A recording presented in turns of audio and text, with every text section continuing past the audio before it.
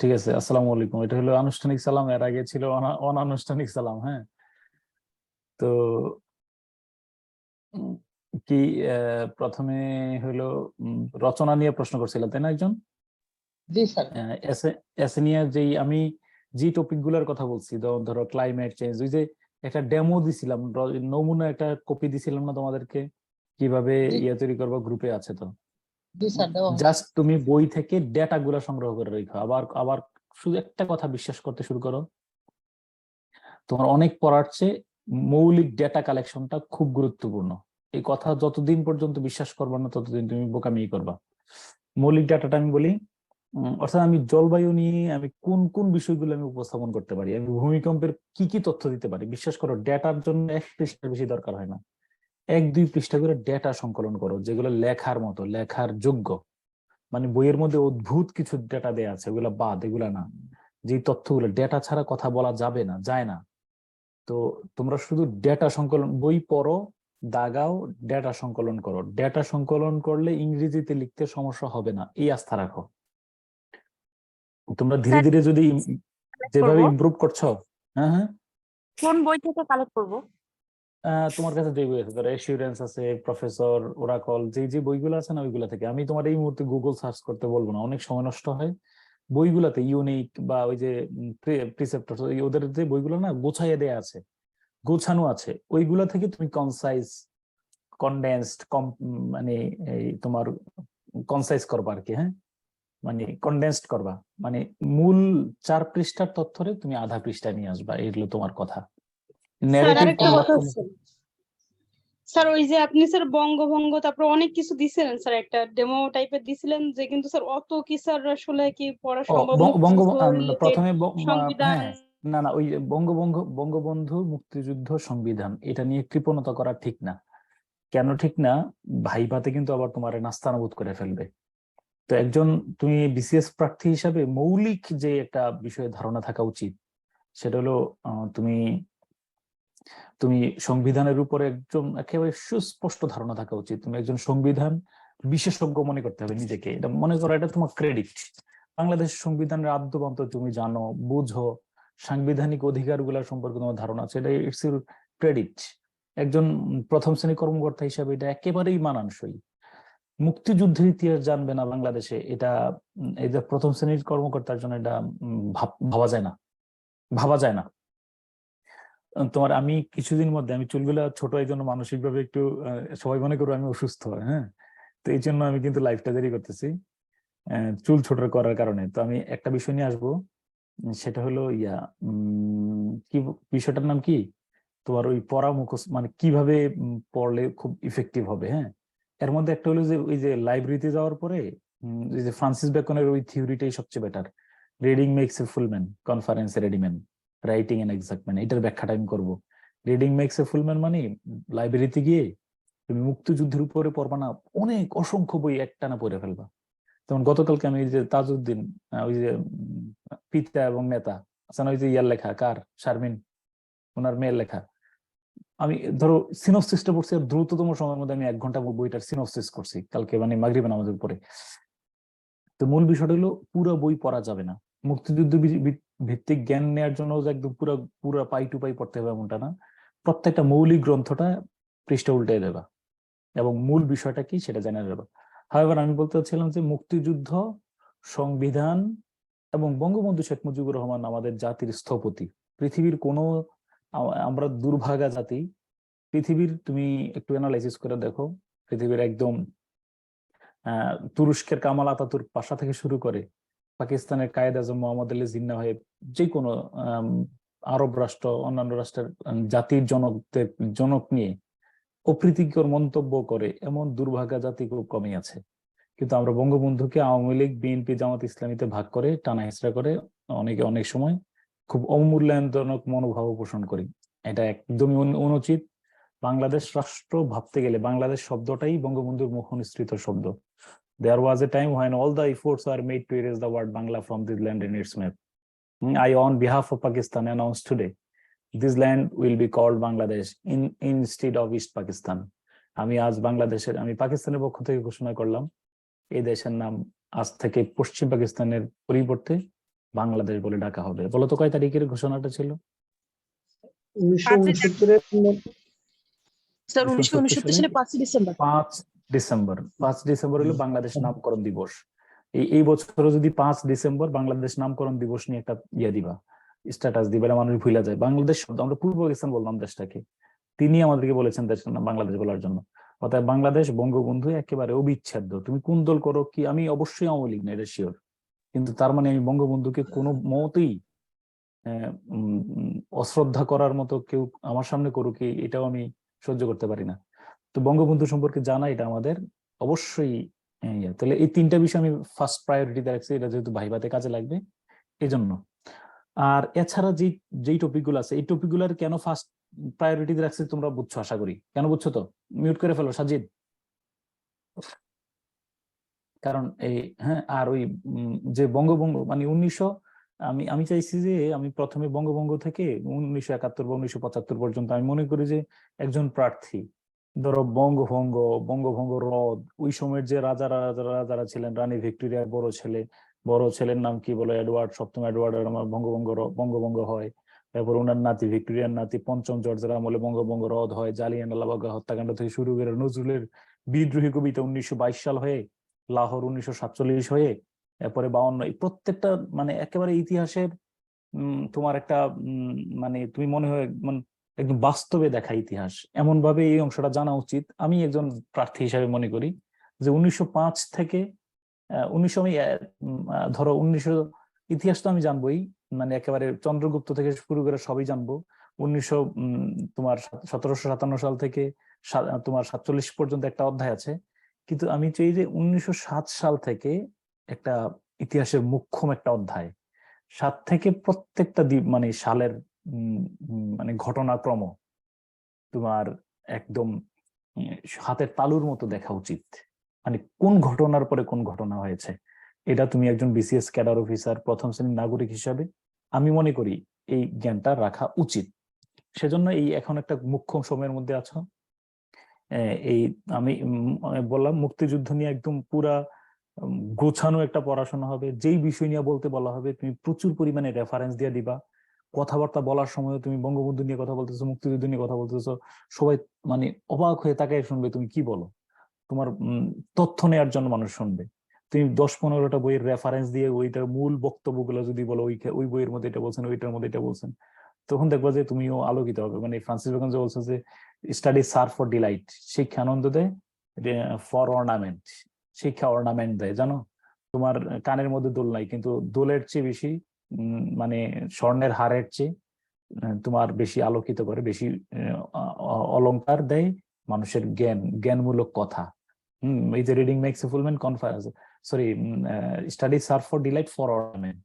শিক্ষা দেয় 3টা জিনিস, একটা হলো 3টা জিনিস দেয় তো জানো, আমরা যে পড়াশোনা করতেছি, পড়াশোনার 3টাই উদ্দেশ্য। একটা হলো কি, একটা হলো আনন্দ, পড়লে ভালোই লাগে, দেখবা যে খুব ভালো লাগে। এই যে একটু বলছো বাংলাদেশ ব্যাংকের, তোমা বলছিল বাংলাদেশ কোন ব্যাংকের পরীক্ষা ছিল? স্যার সমন্বিত ব্যাংকের, সমন্বিত 7 ব্যাংক। অনুবাদটা মিলাইতে পারছো, ভালো লাগছে না?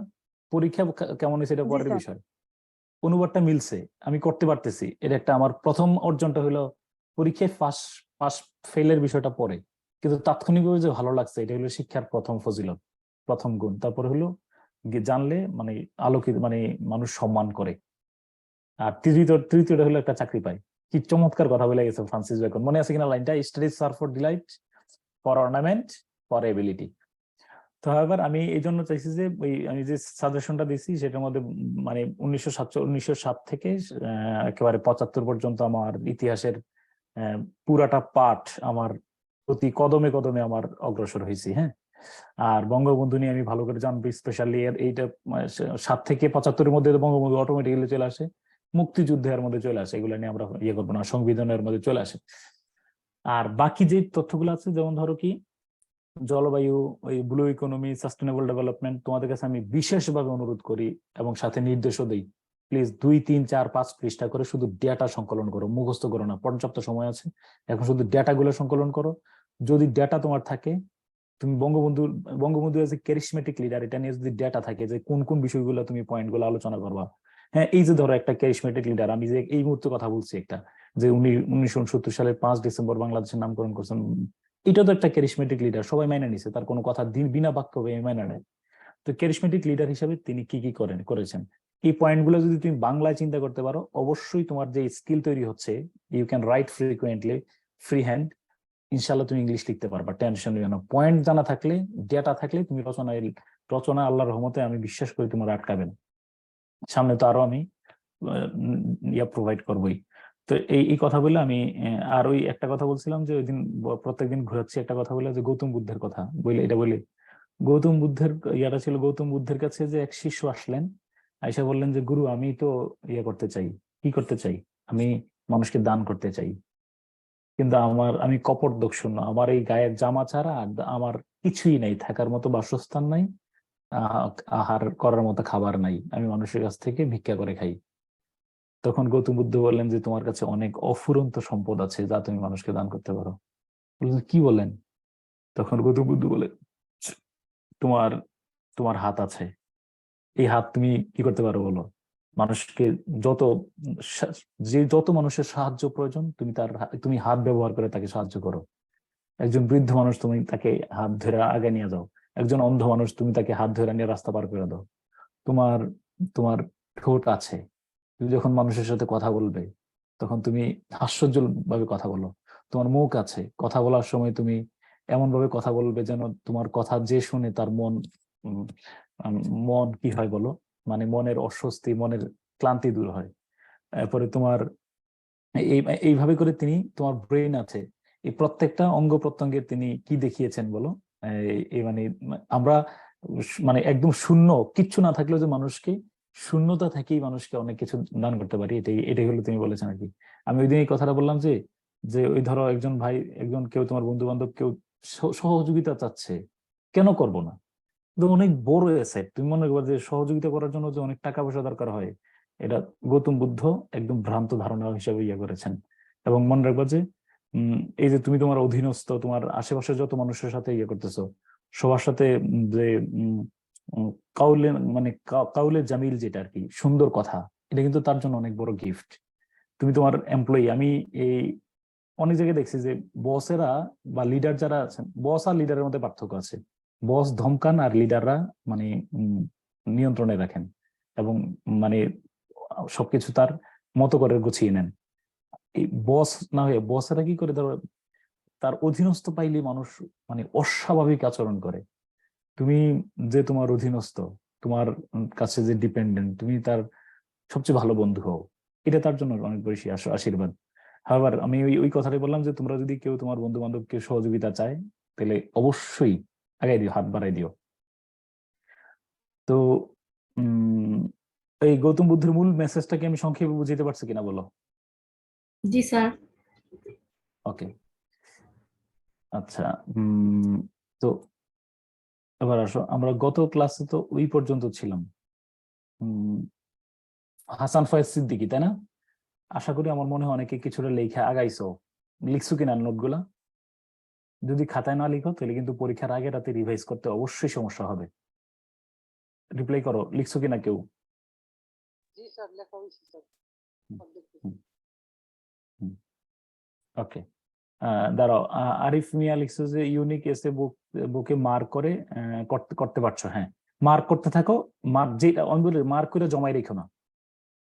আরিফ, মার্ক করে জমা, যেটা মার্ক করতেছো মানে যেই রচনাটা পড়া শেষ করছো 2-3টা বইয়ে মার্ক করে ফেলবে একসাথে। ধরো ব্লু ইকোনমি পড়ছো, ব্লু ইকোনমি 3-4টা বই থেকে ভালো করে পড়বা, পড়ার পরে ডেটা গুলারে একসাথে সুন্দর করে সংকলন করে ফেলবা, দ্যাটস সুন্দর হ্যান্ড নোট হয়ে গেল। কিন্তু সাবধান, কোনো বাক্য লিখবা না, বাক্য লেখা নিষেধ। শুধু লিখবা quotation, data, quotation, information, definition, 3টা বিষয় ছাড়া নোট করা যাবে না। আমার সাথে দিকে তাকিয়ে বলো, কয়টা বিষয় নোট করতে বলছি? 3টা স্যার। কি কি? ডাটা, ডেফিনেশন, ইনফরমেশন আর ডেফিনেশন। না, ডেফিনেশন, ইনফরমেশন, কোটেশন। কোটেশন হলো হ্যাঁ, ওই ডেল্টা প্ল্যান নিয়ে শেখ হাসিনা, মাননীয় প্রধানমন্ত্রী শেখ হাসিনা কি বলছেন, ডেল্টা, আবার ধরো এই ক্লাইমেট চেঞ্জ নিয়ে এই কপ, আবার কপ কত আসতেছে, বা ধরো জাতিসংঘের মহাসচিব কি বললেন, 28। হ্যাঁ 28। হ্যাঁ, তো তাহলে কে কোনটার মধ্যে বলছেন, বান কি মুন কি বলছেন বা অ্যান্টনিও গুতেরেস কি বলছেন, এটা হলো কোটেশন। মানে আমি চাইবো যে আমার রচনার শুরুতে কোটেশন, শেষে কোটেশন থাকুক, অথেন্টিক কোটেশন বানাই দেওয়ার দরকার নেই। সংকলন করো, দিতেও থাকবে, দেখবে রচনা পড়ানোর সময় কোটেশন কিভাবে তৈরি করতে হয়, কিভাবে একটা কোটেশন আরেক জায়গায় নিয়ে লাগাইতে হয়, এটা তুমি দেখবা, দেখাবো আমি। আর হলো শুধু ইনফরমেশন, ডেটা ছাড়া কোনো কাজ নাই, বিভিন্ন পাই চার্ট, হ্যাঁ, বার চার্ট, বিভিন্ন চার্ট, ডেটা, ফিগার, এগুলো ছাড়া কোনো কথা নাই তোমার। ওকে, তো আমরা ওকে ও ও- উম, ওই দিন মানে ক্লাসের শুরুতে আমি যে একটা বিষয় আলোচনা করছিলাম সেটা হলো অলদো দাও, মানে ওই যে মানে প্রসঙ্গটা ছিল ওইটা, ওই এই কথাটা আর কি, যে মানে অনুবাদ করার সময় যত বেশি কলোকিয়াল ল্যাঙ্গুয়েজ, মানে সাধারণ মানুষ বুঝবে, মানে এই ধরনের অনুবাদটা কেমন, যত এমন হবে অনুবাদ তত প্রাঞ্জল হবে। যেমন তুমি একটা একটা বাক্য দেখো।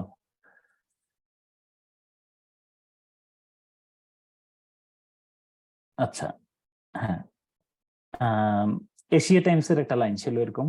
আমি আবার বলি, আমি যেহেতু তোমাদেরকে একটা ধারণা দিছি প্রথম আলোর, তাহলে তুমি কি শিখলে আমার কাছ থেকে অনুবাদ প্র্যাকটিস করবা। দাঁড়াও আবার স্টপ করি।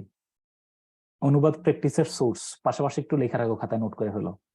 অনুবাদ প্র্যাকটিসের সোর্স গুলা কোথায়, কোথা থেকে আমি অনুবাদ প্র্যাকটিস করব, এটা কিন্তু অনেকের অনেকের ভিতরে প্রশ্নটা। 1 নম্বর সোর্স লেখা রাখো, ইংলিশ রচনার বাংলা অনুবাদ, মানে এটা লেখা রেখো কিন্তু, অনুবাদ আমি কোথা থেকে প্র্যাকটিস করব, ঠিক আছে, বা আমার অনুবাদটা হচ্ছে কিনা আমার তো মিলাইতে হবে। তাহলে 1 নম্বরে ইংলিশ রচনা বাংলা অনুবাদ করলে তুমি বুঝবা, এটাতে সমস্যা হবে না আশা করি। ধরো ইংলিশ রচনা বইয়ের মধ্যে যত গুরুত্বপূর্ণ রচনা আছে এগুলা বাংলা অনুবাদ করো, মুক্তিযুদ্ধ, লিবারেশন ওয়ার ইন বাংলা ও বাংলাদেশ, এই রচনাটা অনুবাদ করলা সুন্দর করে, কতটুকু করতে পারছি। আচ্ছা, দ্বিতীয়ত হলো ডেইলি স্টার থেকে সরাসরি না অনুবাদ করে, অনুবাদ করো, ডেইলি স্টারের অনুবাদটা তোমার কতটুকু একিউরেট হচ্ছে এটা তো বোঝা অনেক সময় কঠিন। তুমি প্রথম আলোর আন্তর্জাতিক পৃষ্ঠাটাই যাবা, যাওয়ার পরে এটা কি Reuters, BBC, CNN, Al Jazeera, কে কোন জায়গা থেকে নিউজটা নিছে, ওই নিউজটা বের করে নিয়ে আসবা, একদম মোস্ট রিলেটেড, যেটা তোমার ইয়ার সাথে, কে সাথে, ধর ইউক্রেন যুদ্ধের সাথে মিলতেছে। শুনো, ইউক্রেন যুদ্ধ তো গুরুত্বপূর্ণ এখন স্টিল, ইউক্রেন যুদ্ধের নিউজটা রয়টার্স, আল জাজিরা, বিবিসি যেখানেই থাকুক, ওই ওই মূল নিউজটা তুমি আগে পড়বা। তুমি আগে শিরোনাম দেখে অনুমান করে নিবা যে নিউজটা কোন বিষয় নিয়ে আসছে। নিউজটা তুমি এখান থেকে বের করলা, করার পরে তুমি কি করলা বলো, ওইটা ওইটা আগে ইংলিশটা পড়লা, তারপর বাংলাটা পড়লা। তুমি যে একদম পড়লেই বুঝবা। তুমি মনে রাখবে, যেহেতু আমিও আমারও মারাত্মক সমস্যা হয় মাঝে মধ্যে, একদমই বুঝি না, ধরতেই পারি না এটা কি বলছে, কিন্তু অনুবাদ করার পরে নিজের কাছে লজ্জা হয় যে এটা কোনো কথা হইলো, আমি এটা বুঝলাম না। তো মনে রাখবা যে প্রথম তুমি 20-30% বুঝলেও মোটামুটি প্রথম দিকে চলবে, আস্তে আস্তে ইমপ্রুভমেন্ট হবে। আর তৃতীয় সোর্স হলো আরেকটা, দুইটা সোর্সে মনে করি, এই প্রথম আর আরেকটা হলো প্রথম আলোর 8 নম্বর পৃষ্ঠায় প্রায় সময়, 8 নম্বর পৃষ্ঠা বুঝছো কিনা, সম্পাদকীয় পৃষ্ঠাটাতে ইয়া দেয়, কি দেয় বলতো, একটা অনুদিত কলাম থাকে, তোমরা দেখছো কিনা এটা কেউ বলো। হ্যাঁ স্যার, দেখছি স্যার, কলাম থাকে স্যার একটা। প্রজেক্ট সিন্ডিকেট, তারপরে এশিয়া টাইমস, এই অনুবাদ গুলা থাকে। আমি তারও দেখি তো। জি স্যার, আজকে রেমিটেন্স নিয়ে ছিল। হ্যাঁ, হ্যাঁ, হ্যাঁ, আজকে আজকে ছিল কিছু। ইলিস্ট্রেটেড রেমিটেন্স নিয়ে ছিল স্যার আজকে। দাঁড়াও একটু দেখি, হ্যাঁ।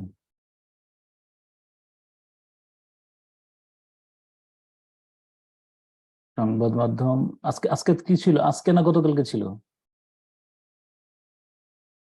আজকে নাই, তাই না?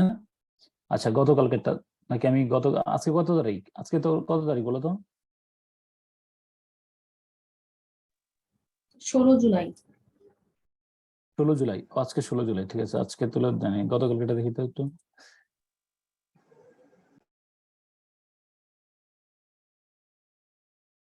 এরকম কিছু অনুবাদ আমি নিজেও এই জাস্ট ইমিডিয়েট কিছুদিন পরেই তোমার আমি কি করব, আহ, এই আমি মূল টেক্সট থেকে, এই যে ধরো কালকে বা পরশুর ক্লাস থেকে, ক্লাসের পরেই মূল টেক্সট আমি অনুবাদ, মূল টেক্সটটা দিয়ে দেবো, তুমি অনুবাদ করবা, তারপরে আমি প্রথম আলোর অনুবাদের সাথে অ্যাডজাস্ট করব। ওকে, হ্যাঁ, যেমন ধরো একটু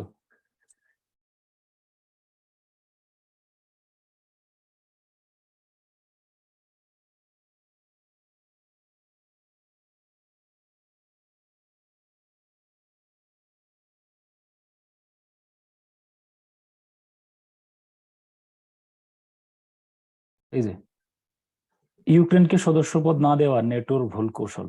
তাহলে তুমি কোন মতে রাফায়েল বেহের লিখবা, আর কোথায় এটা, the Guardian, Rafael Behr Guardian about কি বলো ইউক্রেন ওয়ার, জাস্ট একটু লিখে সার্চ দিলে রাফায়েল বেহের, মোটামুটি অনুমান করে বানানটা লিখলেও সমস্যা হবে না।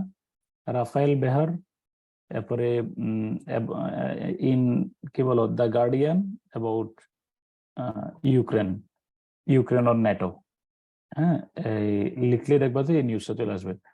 তো এই নিউজটার আগে কি করবো বলো? আগে কি করবো, বাংলা পড়বা নাকি আগে ইংলিশ পড়বা? বাংলা পড়ো স্যার। আগে ইংলিশ পড়বো। এই কি বলে বাংলা পড়তে বলছে? বাংলা বললে তো তুমি বুঝিয়ে দেবা। আগে পড়বা কি বলো? ইংলিশ, স্যার আগে ইংলিশ পড়বো। আগে ইংলিশটা পড়ে অনুমান করবা যে কি হইতে পারে, বা অন্তত পক্ষে যদি পুরো লাইন বাই লাইন অনুবাদ নাও করো, তোমার জাস্ট অনুমিত ধারণাটা যে অনুমানটা মিলতেছে কিনা, অনুমানটা তুমি করে ফেলো, সমস্যা নেই, এখন ল্যাঙ্গুয়েজ মেলানো লাগবে না, অনুমানটা করে ফেলো যে তাই বলছে, এখানে কি বলছে এটা তুমি ইংলিশে বুঝো, তাহলে এটাতে আর লাভ আছে। আরো এই কাজটা যত প্র্যাকটিস করবো আর একটা লাভ আছে। থিমেটিক কোশ্চেন আছে না, থিমেটিক কোশ্চেনে আমরা কি করি জানো, প্যাসেজ পড়ে বুঝি না আমরা। আমাদের ইংলিশ, তুমি যদি বলো যে আমাদের বাংলাদেশিদের সবচেয়ে বড় সমস্যা হলো আমরা ইংলিশে কোনো টেক্সট পড়া এটার মূল বিষয়টা নিতে পারি না। তো এই প্র্যাকটিসটা তোমাকে থিমেটিক কোশ্চেনে উত্তরগুলা করতে হবে। থিমেটিক কোশ্চেনটা প্যাসেজ পড়ে তুমি বুঝতে সুবিধা হবে। মনে রাখবো এটার একটা সুদূর প্রসারী সুফল আছে। ক্লিয়ার? তাহলে আমি দুইটা সোর্স বললাম, একটা সোর্স হলো ইংলিশ রচনা বাংলা অনুবাদ করবা, আর একটা হলো ইংলিশ নিউজ পেপারের যে প্রথম, অন্য কোনো কিছু না, প্রথম আলো বা অন্য যে কোনো পত্রিকা, ইত্তেফাক সমকালে অনুবাদ করে, ভালো অনুবাদ। তবে যেহেতু আমরা প্রথম আলোর সাথে আমি বেশি একটু অভ্যস্ত, তো প্রথম আলোর ওই মূল টেক্সটটা যেখান থেকে নিচে ইংলিশ সংবাদ মাধ্যমের মূল টেক্সটটা নিবা, তারপরে সেটার অনুবাদ করবা। আমার কথা কি আমি বুঝাইতে পারছি? জি sir.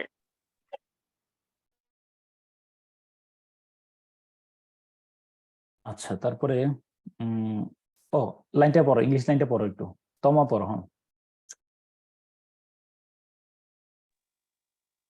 All, although the war in Syria has fallen away from the front pages, the conflict continues to shimmer.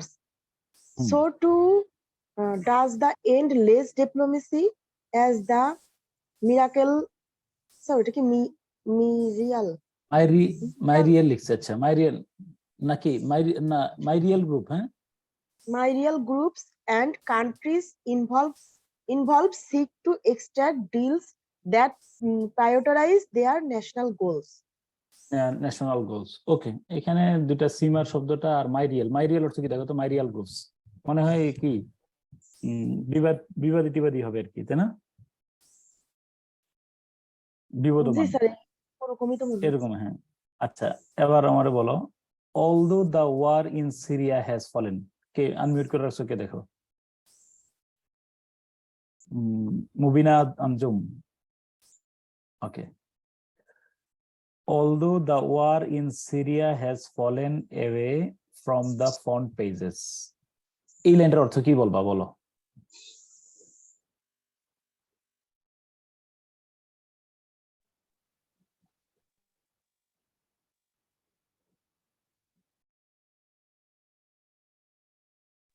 Sir সিরিয়ার এই লাইনটার যুদ্ধ অর্থ পিছিয়ে গেছে। স্যার যুদ্ধ না, পিছিয়ে- although the war in Syria has fallen away, হ্যাঁ, সরে গেছে, from the front pages মানে কি? আলোচনায় নেই ভাই।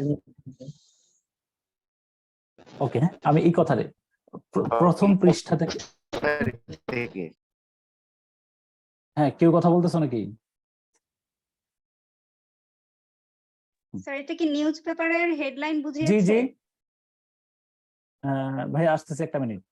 জি জি, আসতেছে, দাঁড়াও একটা মিনিট, হ্যাঁ, তোমরা একটু অ্যানালাইসিস করো নিচের অংশটা, সবাই আমার ডাকতেছে একটু, হ্যাঁ আসতেছি ভাই, দাঁড়ান।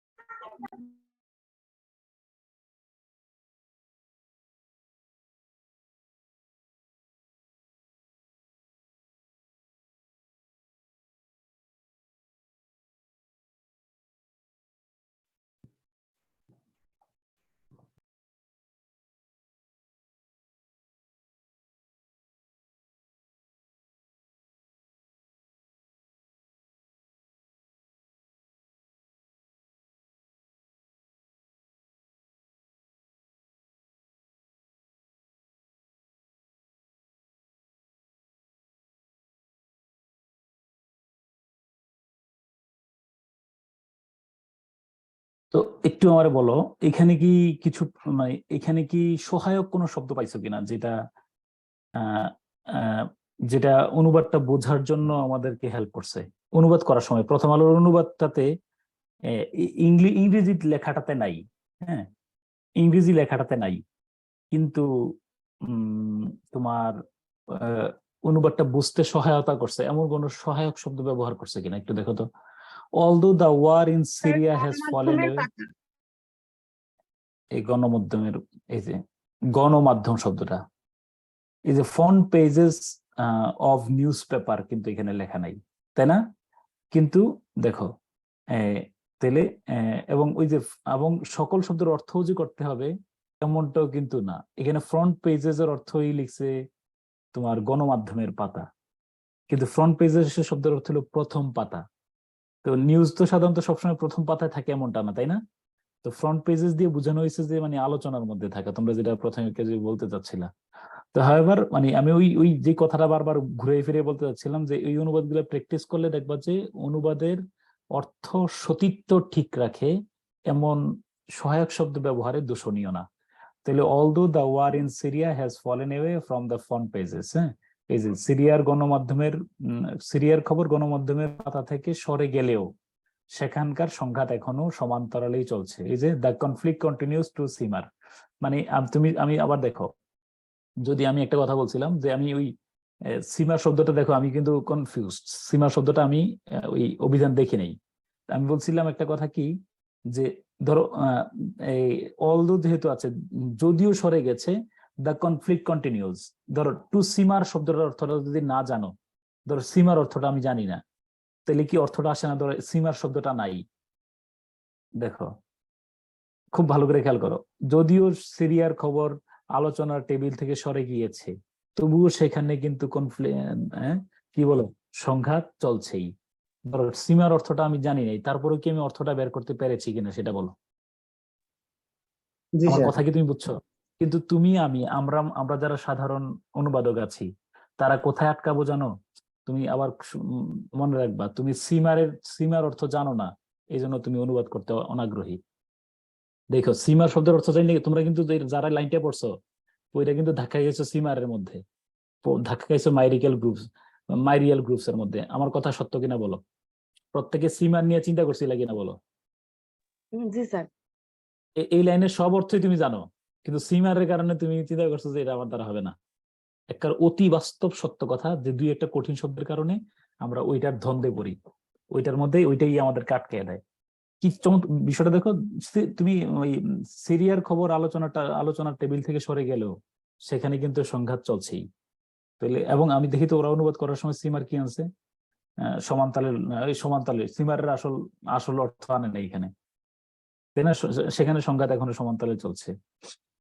আচ্ছা, সুতরাং জাতীয় স্বার্থকে প্রাধান্য রেখে সিরিয়া সরকার এবং বিদ্রোহীরা একটি চুক্তিতে পৌঁছতে গেলে সংশ্লিষ্ট দেশগুলোর একটি জোর কূটনীতিক তৎপরতা চালাতে হবে। বাকিটা সহজ অর্থ।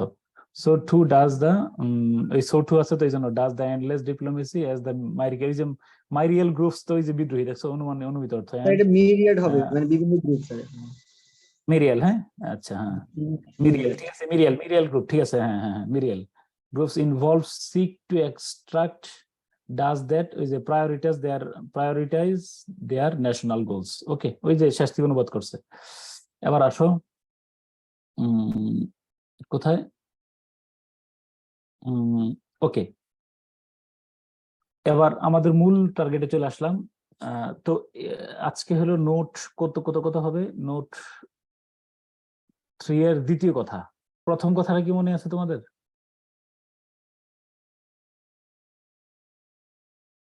প্রথম কথাটা মনে ছিল কিনা? প্রথম বাক্যটা মূল বাক্য কি ছিল? a plus B whole square সূত্রটা কি ছিল? করিম স্যার ওই যে করিম পথ্য সকালে রিক্সা যোগে স্কুলে করিম যায়। Goes to school every morning by rickshaw, তাই না? ওই বাক্যটা মাথায় রাখিও তাহলে চলবে। এটা নোট। এবার দেখো, Karim a student of class 5 goes to school every morning by rickshaw. Okay, হ্যাঁ, Karim a student of class 5 goes to school every morning by rickshaw. Okay, এবার বলো এই বাক্যের সাবজেক্ট কে? করিম স্যার। করিম। আর ভার্ব হলো গোজ, তাই না? আচ্ছা, এখন আমরা যে বিষয়টা বলবো, কেউ কিন্তু আনমিউট করো না, এই যে একজন কিন্তু রিমুভ হয়ে গেছে। Karim a student of class 5 goes to school every morning by rickshaw. তো অনুবাদটা করতেছে, দেখো এই যে ভার্ব যেটা আছে এটা আমরা মার্ক করে নিলাম, এটা হলো ভার্ব। অনুবাদটা ঠিক মূল ভার্বের আগ থেকে শুরু হবে, এই যে গোজের আগ থেকে। তাহলে অর্থটা দাঁড়াচ্ছে পঞ্চম শ্রেণীর ছাত্র করিম, পঞ্চম শ্রেণীর ছাত্র করিম, এরপরে পঞ্চম শ্রেণীর ছাত্র করিম, হ্যাঁ, এরপরে হইলো শেষে চলে যাও, রিক্সায় করে প্রতিদিন সকালে স্কুলে যায়। অর্থাৎ আবার বললাম, তাহলে যদি কোনো এই সাবজেক্ট এবং মূল ভার্বের মাঝে, ফাইনাইট ভার্বের মাঝে কোনো ওয়ার্ড, ফ্রেজ বা ক্লজ থাকে, সেটা মূলত কার সম্পর্কে বলা হয় বলতো? সাবজেক্ট এবং ফাইনাইট সাবজেক্ট সম্পর্কে বলা হয়। এক্ষেত্রে সাধারণত, নট অলওয়েজ, সাধারণত আমরা মূল ভার্বের আগ থেকে অনুবাদটা করতে পারি। মূল ভার্বের আগ থেকে অনুবাদটা করলে দেখো, তাহলে পঞ্চম শ্রেণীর ছাত্র করিম, পঞ্চম শ্রেণীর ছাত্র করিম রিক্সায় করে প্রতিদিন সকালে স্কুলে যায়। একটা ভাইটাল বিষয় দেখো, পঞ্চম শ্রেণীর ছাত্র করিম রিক্সায় করে প্রতিদিন সকালে স্কুলে যায়। ওকে, এবার দেখো আরেকবার, হ্যাঁ, সাবজেক্ট মূল ভার্ব বলো, পড়ো। সাবজেক্ট পড়ো। মূল ভার্ব, সাবজেক্ট সাবজেক্ট মূল এবং ভার্বের মাঝে, হ্যাঁ, মাঝে কোনো ওয়ার্ড, ফ্রেজ বা ক্লজ থাকলে সেটি সাধারণত সাবজেক্টে মানে সাবজেক্টের অংশ হিসেবে গণ্য হয়। এক্ষেত্রে সাধারণত মূল ভার্বের আগে থেকেই অনুবাদ শুরু হয়। মূল ভার্বের আগ থেকে অনুবাদটা সাধারণত শুরু, হ্যাঁ। আচ্ছা দেখো, the boy walking in the field saw a dead man. বুঝে শুনে অনুবাদ করো, আগে আন্ডারলাইন করো, the boy walking in the field saw a dead man. Okay, ঠিক আছে। এবার বলো সাবজেক্ট কে? ভার্ব হলো স, দা বয় লোকটি দেখলো। ওয়াকিং ইন দ্য ফিল্ড, এটা কার ব্যাপারে বলা হয়েছে? দা বয়। অনুবাদটা করব কোন জায়গা থেকে? তাহলে মাঠে হেঁটে যাওয়ার সময়। তো ইন দ্য টাইম কি, আমি যে অনুবাদ করলাম মাঠে হেঁটে যাওয়ার সময় বালকটি একটি লাশ দেখলো, একজন মৃত মানুষ দেখলো। আচ্ছা, মাঠে হেঁটে যাওয়ার সময়, the boy in the time of, in the time of কি আছে নাকি?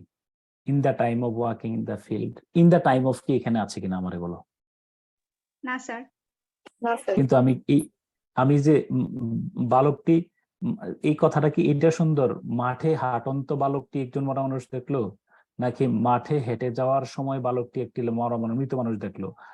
অর্থাৎ এই যাওয়ার সময় বলার কারণে কি আমার অনুবাদের অর্থ প্রকাশে সহায়তা করছে নাকি বিচ্যুতি ঘটাইছে?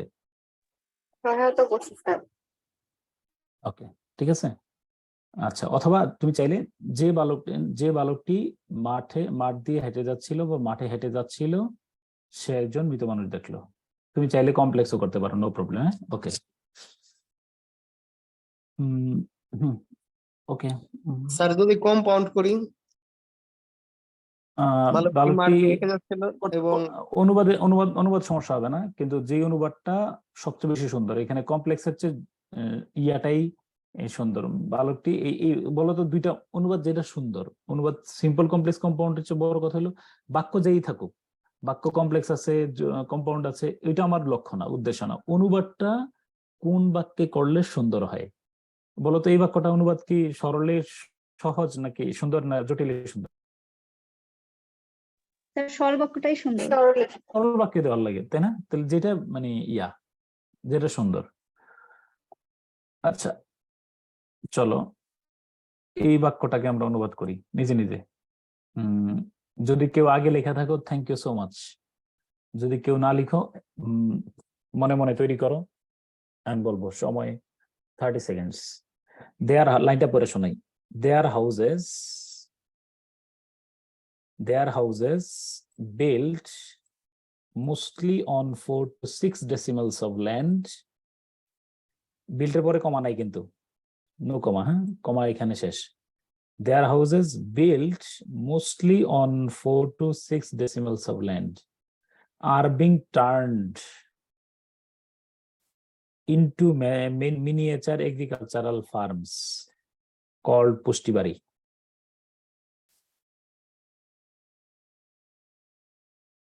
ওয়ান মিনিট, মনে মনে তৈরি করো, খসড়া করো, আমার মুখে বললেই হবে, বা কমেন্ট বক্সে লিখতে পারো যাদের লেখার হাত ভালো। এবার এই বাক্যটা একটু কমেন্ট বক্সে লিখে ফেলো, সিম্পল, কমপ্লেক্স নাকি কম্পাউন্ড।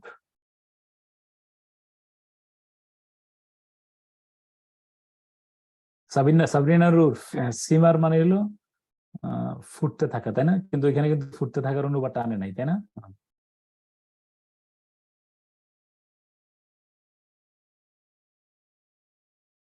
ওয়াটাম মাইরিড, হ্যাঁ আচ্ছা আচ্ছা আচ্ছা, হ্যাঁ ও বানার শব্দটা ভুল লিখছে এই জন্য। আচ্ছা হ্যাঁ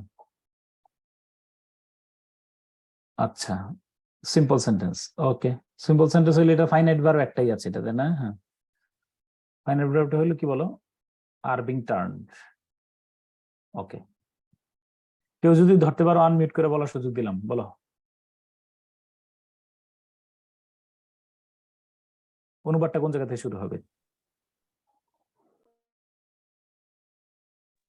sir mostly on 4 to 6 decimal of land, এখান থেকে শুরু হবে। হ্যাঁ আচ্ছা, হইলে কি হলো? সর্বোচ্চ, স্যার হচ্ছে 60 decimal, মানে সর্বোচ্চ 4 থেকে 6 দশক, মানে 6 শতক, শতক বলবার। 6 4 শতক থেকে 6 শতাংশ জমির উপরে। সর্বোচ্চ 4 থেকে 6 শতাংশ জমির উপরে, হ্যাঁ। নির্মিত তাদের বাড়িগুলো। পুষ্টি বাড়ি নামে ছোট একটা কৃষি ফার্ম হিসেবে সংজ্ঞায়িত করা যায়। হ্যাঁ হ্যাঁ, থ্যাংক ইউ। আচ্ছা দেখো, আবার দেখো, মিলো সর্বোচ্চ 4 থেকে, আনমিউট করলে অনেক কষ্ট হয় সবার। সর্বোচ্চ 4 থেকে 6 শতক জমিতে 2, নির্মিত 3 তাদের বাড়িগুলো। সর্বোচ্চ 4 থেকে 6 শতাংশ জমিতে নির্মিত তাদের বাড়িগুলো। আমরা শেষে চলে যাই। পুষ্টিবাড়ি নামে ক্ষুদ্র কৃষি খামারে আর বিং টার্নড কি হচ্ছে বলো? পরিণত হচ্ছে, রূপান্তরিত হচ্ছে, পরিগণিত হচ্ছে। ওকে, হ্যাঁ তাহলে খুব আমি আবার বলো, তোমরা এখানে যত গাফিলতি করবা এই বাক্যটাতে, এই মডেল সেন্টেন্সটা যত বেশি গাফিলতি করবা তত ভোগান্তিতে ফেলবা, তুমি নিজেই পড়বা। সামনে দেখবো যে অনুবাদটা মিলিতে পারতেছো না, অথবা কোনো অংশ বাদ দিয়ে ফেলতেছো, অথবা তালগোল পাকাইছো। একটা সিস্টেমে থাকলে এই নিয়ম কাদের জন্য দরকার? As a beginner. কিন্তু যখন তুমি একটা সময় চলে আসবা, তখন বাক্য দেখলে অনুবাদ তুমি করে ফেলছো, অত কিছু মানে আমার দরকার হয় না। বাক্য দেখার সাথে সাথে অনুবাদটা তুমি কল্পনা করে ফেলতে পারবা। কিন্তু যখন আমরা একজন মানে নভিস, বিগিনারের জন্য তোমার এটা, হ্যাঁ ওকে। আবার আসো, দেখো অনুবাদটা কি লিখলাম তাহলে। এই যে সর্বোচ্চ 4 থেকে 6 শতক জমিতে কমা দেওয়ার দরকার নেই, জমিতে নির্মিত তাদের বাড়িগুলো পুষ্টিবাড়ি নামে ক্ষুদ্র কৃষি খামারে পরিণত হচ্ছে। ক্লিয়ার? তাহলে 2টা কথা গেল, 2টা বাক্য আমার শুধু বলো। একটা হলো Karim goes to school every morning by rickshaw. বলো তোমা, বলো বাক্যটা কি বলছি? 1 নম্বর মডেল সেন্টেন্স কি বললাম? Karim goes to school by rickshaw. 2 number model বাক্য কোনটা? স্যার করিম গোস টু এই school student in every morning, ও আচ্ছা হ্যাঁ, এ- করিম এই student of class 5 goes to school goes to every school morning by মানে রিক্সা। হ্যাঁ এখানে আমরা করিম থেকে অনুবাদ না করে গোজের আগ থেকে অনুবাদ করবো, তাই না? মূল ভার্বের আগ থেকে। জি স্যার। তৃতীয় কথা, এবার 3 নম্বর বাক্যটাকে বলো, মডেল সেন্টেন্সটা বলো। হ্যাঁ 3 নম্বর মডেল বাক্যটা পড়ো, তাহলেই হয়ে যাবে। As far as I know, Karim, hmm? a student of as far Class as 5 I know, Karim, a student of class 5, goes to school every morning by rickshaw. শুধু এখানে আমি নতুন একটা ফ্রেজ যুক্ত করছি, আর বাকি তো সব ঠিক আছে। বাকিটা তো নোট টুতেই বলা আছে, তাই না? 2 নম্বর মডেল লেসন। তাহলে এটাতে বললাম যে জি স্যার। সাবজেক্টের পূর্বে কমা দ্বারা যদি আমরা পুরো বাক্যটা, এই বাক্যটা তো আমরা জানি কেমনে অনুবাদ করবোই, করিম এ স্টুডেন্ট অফ, তাই না? এখানে বলে দিলাম যে সাবজেক্টের পূর্বে যদি কমা দ্বারা যুক্ত কোনো ফ্রেজ ট্রেস থাকে, আমরা এটাকে আগে অনুবাদ করে ফেলবো। তো এই বাক্যে আমরা কোনটার অনুবাদ আগে করব? Sir, as far as I know, আমি যতদূর জানি আমার জানা মতে, যতদূর আমি জানি আমার জানা মতে, 5ম শ্রেণীর ছাত্র করিম রিক্সায় করে প্রতিদিন স্কুলে যায়। কথা ক্লিয়ার না? আচ্ছা, এখন আমার একটা, আমি যদি বলি as far as I know, এটা যদি বাক্যের শেষে থাকতো, তো তবু আমরা কি করতাম? ওইটা শুরুতেই অনুবাদ করতাম। মানে শুরু এই মানে অর্থাৎ এই ধরনের অ্যাডভার্বিয়াল ফ্রেজ গুলো বাক্যের শুরুতে থাকুক শেষে থাকুক যেখানে থাকুক, আমরা শুরুতে আনলেই একটু ভালো লাগে। ওকে, তাহলে ব্যাখ্যাটা পড়ো, ব্যাখ্যাটা পড়ে শোনাও, ব্যাখ্যাটা পড়ে শোনাও। জি স্যার। তবে সাবজেক্টের পূর্বে কমা দ্বারা যুক্ত কোনো ওয়ার্ড বা ফ্রেজ বা স্যার ক্লজ হবে না, ক্লজ থাকলে সেটাকে প্রথমে অনুবাদ করে ফেললেই সুবিধা হবে। 3 ধরনের ওয়ার্ড বা ফ্রেজ বাক্যের এই শেষে না বা এ ধরনের ওর ওর এটা 3 মতো মনে হয়, আমিও অনেক সময় 3 পড়ছিলাম। হ্যাঁ হ্যাঁ হ্যাঁ এ ধরনের ওয়ার্ড বা ফ্রেজ বাক্যের শেষে বা মাঝেও থাকতে পারে। কথা ক্লিয়ার কিনা? মানে জি যে sir. as far as I know এটা শেষও থাকতে পারে। এই বাক্যটা বলো, লাইনটা পড়ো। স্যার 5ম শ্রেণীর ছাত্র, এর দুই পাশে কমা দেওয়া হয়েছে কেন? ও কোন জায়গায় বাংলা অনুবাদে কই? ও বুঝছি বুঝছি, ওই যে কমা দিবা না ভুলেও, আমার 5ম শ্রেণীর ছাত্র করিম, এখানে কমা দিতে দরকার নেই। আমার জানা মতে এটা কমা দিতে পারো হয়তো, আমার জানা মতে এই কমা দেওয়া এসেনশিয়াল না, তো দিতে পারো 5ম শ্রেণীর ছাত্র করিম রিক্সায় করে, এখানে কমা দেওয়ার দরকার নেই। হ্যাঁ এই কমাটা দিও না, আর এটা দিলে পারো, না দিলেও কোনো অর্থের ব্যত্যয় ঘটবে না। এখানে 5ম শ্রেণীর এই ছাত্র করিম, স্টুডেন্ট অফ ক্লাস 5 এর দুপাশেও তো কমা দেওয়া হয়েছে, মানে কোন adjective English phrase no use no করলে কি নো কমা দেব? সাবধান, মানে নো আমি বলে রাখি, যখন এটা অ্যাডজেক্টিভ ফ্রেজ না, এটাকে বলা হয় কেজ ইন এ পজিশন। এটা অ্যাডজেক্টিভ না, এটা নাউন ফ্রেজ, বুঝছো? Cage in a position, adjective phrase হওয়ার জন্য প্রিপজিশন যুক্ত থাকতে হয় বা পার্টিসিপল যুক্ত থাকতে হয়। অ্যাডজেক্টিভ ফ্রেজ হলো এইটা, এই যে এইটা অ্যাডজেক্টিভ ফ্রেজ। কেন? একজন আমার সাথে রিপিট করো, অ্যাডজেক্টিভ ফ্রেজ সাধারণত প্রেজেন্ট মানে পার্টিসিপল যুক্ত ফ্রেজ হয় অথবা প্রিপজিশন যুক্ত ফ্রেজ হয়। বলো অ্যাডজেক্টিভ ফ্রেজ সাধারণত কোন ফ্রেজ হয়? অ্যাডজেক্টিভ প্রিপজিশন যুক্ত ফ্রেজ বা আরেকটা কি বলেন, পার্টিসিপল যুক্ত ফ্রেজ। হ্যাঁ, তবে তার পূর্বে অবশ্যই কি থাকতে হবে? অ্যান্টিসিডেন্ট থাকা লাগে। নাউন থাকতে হবে, এটা হলো অ্যাডজেক্টিভের শর্ত। এই যে ওয়াকিং ইন দ্য ফিল্ড, এটা কিন্তু বয়কে বোঝানো হয়েছে। আর প্রিপজিশন পার্টিসিপল না থাকলে হবে না, দুই পাশে কমা থাকলে এটা নাউন ম্যান্ডেটরি, নাউন না থাকলে হবে না। প্রিপজিশন পার্টিসিপল ফ্রেজ, তবে তার পূর্বে কি থাকতে হবে? নাউন। নাউন থাকলে হবে না, নাউনকে বুঝাইতে হবে, বুঝছো কিনা? ওই নাউনটা কি বুঝাইতে হবে। হ্যাঁ ওকে, আচ্ছা এরপরে আসো। তো খাতা কলম নাও, এই বাক্যটার অর্থ নতুন করে যদি কেউ লেখা থাকো আবার লিখো। খাতা কলম নাও, খাতা কলমে লিখে আমার শোনাও, সময় 1 minute. After 5 months of suffering, after 5 months, কমা নাই, এটা কিন্তু কমা নাই, এটা দাগ দিছে যে সে দাগ। After 5 months of suffering and destruction under unrelenting attacks by Russian aircraft, the Syrian people have at last received some good news. শেষে গুডের পর একটা নিউজ আছে, অনুবাদটা করো।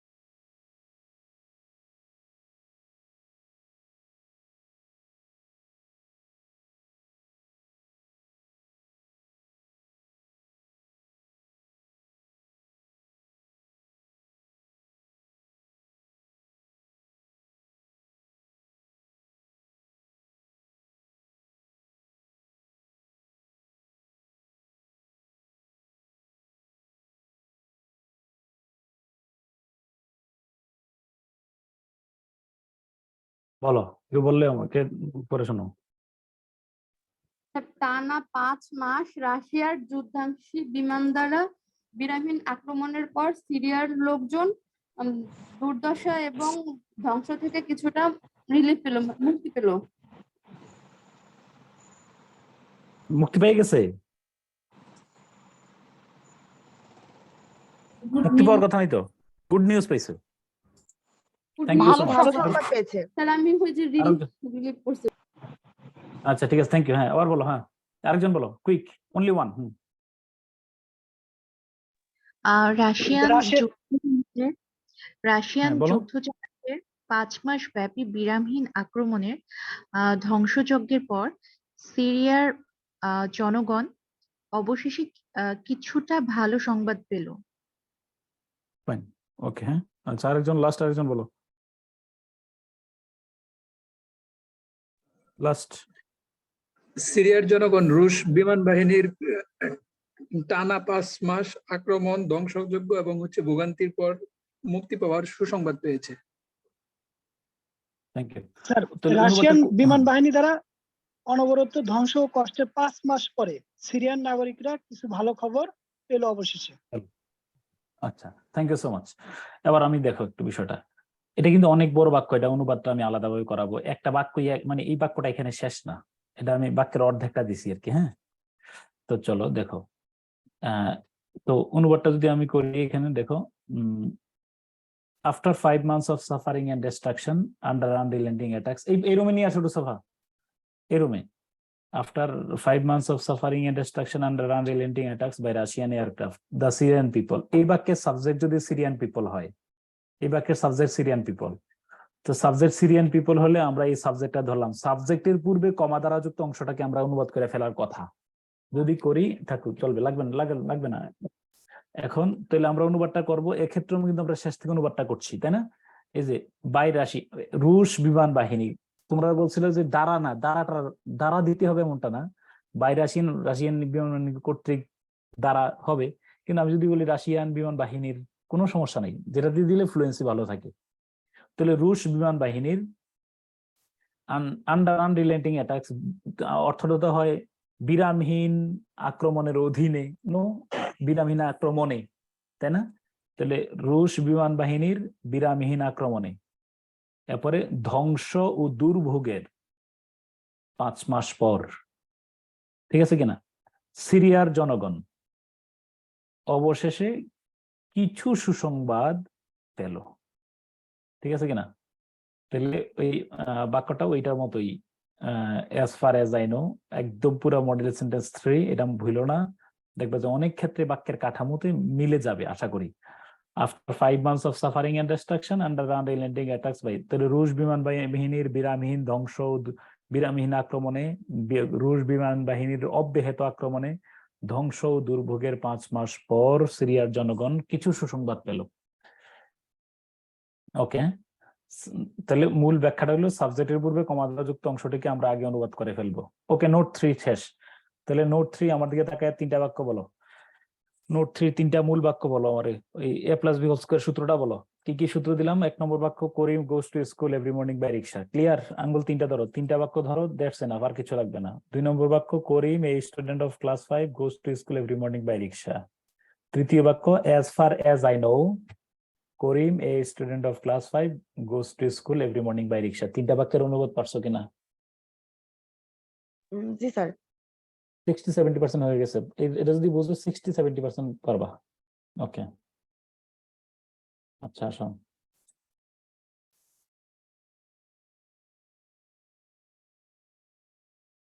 ও হ্যাঁ, এই বাক্যের অর্থ করো। রিপোর্টেডলি, সময় 1 মিনিট। রিপোর্টেডলি উইমেন, নো, নিজে নিজে করো, from around 11,000 families with limited resources are involved in this kind of farming.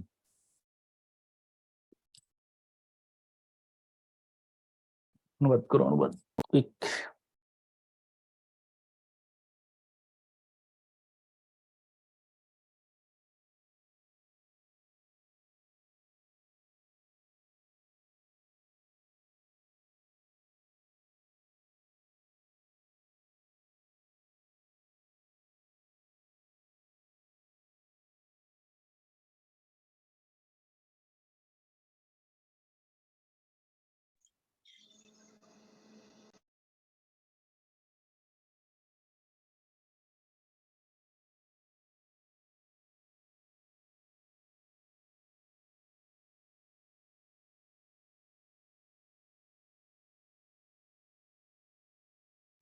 Sir বলবো?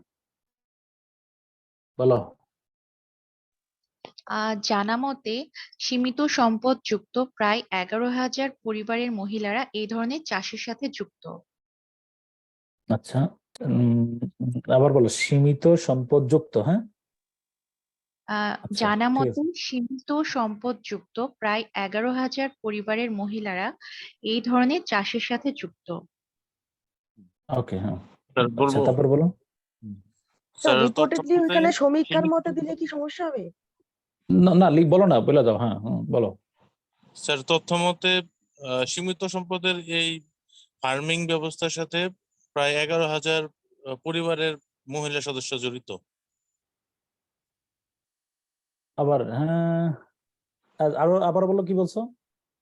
স্যার সীমিত সম্পদের এই ফার্মগুলোর সাথে প্রায় 11,000 পরিবারের মহিলারা না, যুক্ত। ফার্মগুলাকে তো সীমিত সম্পদের ফার্ম না। কেউ কি আমার বলবা এখানে কি ফার্মগুলা সীমিত সম্পদের বলা হয়েছে? না স্যার, ওই মহিলা 11,000 সীমিত পরিবার সম্পদ। যুক্ত যেসব মহিলাদের পরিবার। মনে রেখো, এজ এ বিগিনার, আমরা বিগিনার হিসেবে যখনই তুমি উল্টাপাল্টা করবে অনুবাদ অবশ্যই উল্টাপাল্টা হয়ে যাবে। এখানে তোমার ফার্ম তো সীমিত সম্পদের না।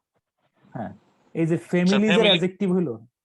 হ্যাঁ স্যার, ফ্যামিলি গুলি সীমিত সম্পদ আছে। না, সীমিত সম্পদ কোন, হ্যাঁ ফ্যামিলি গুলো সীমিত সম্পদের, ঠিক আছে। হ্যাঁ, এরপর আরেকজন বলো।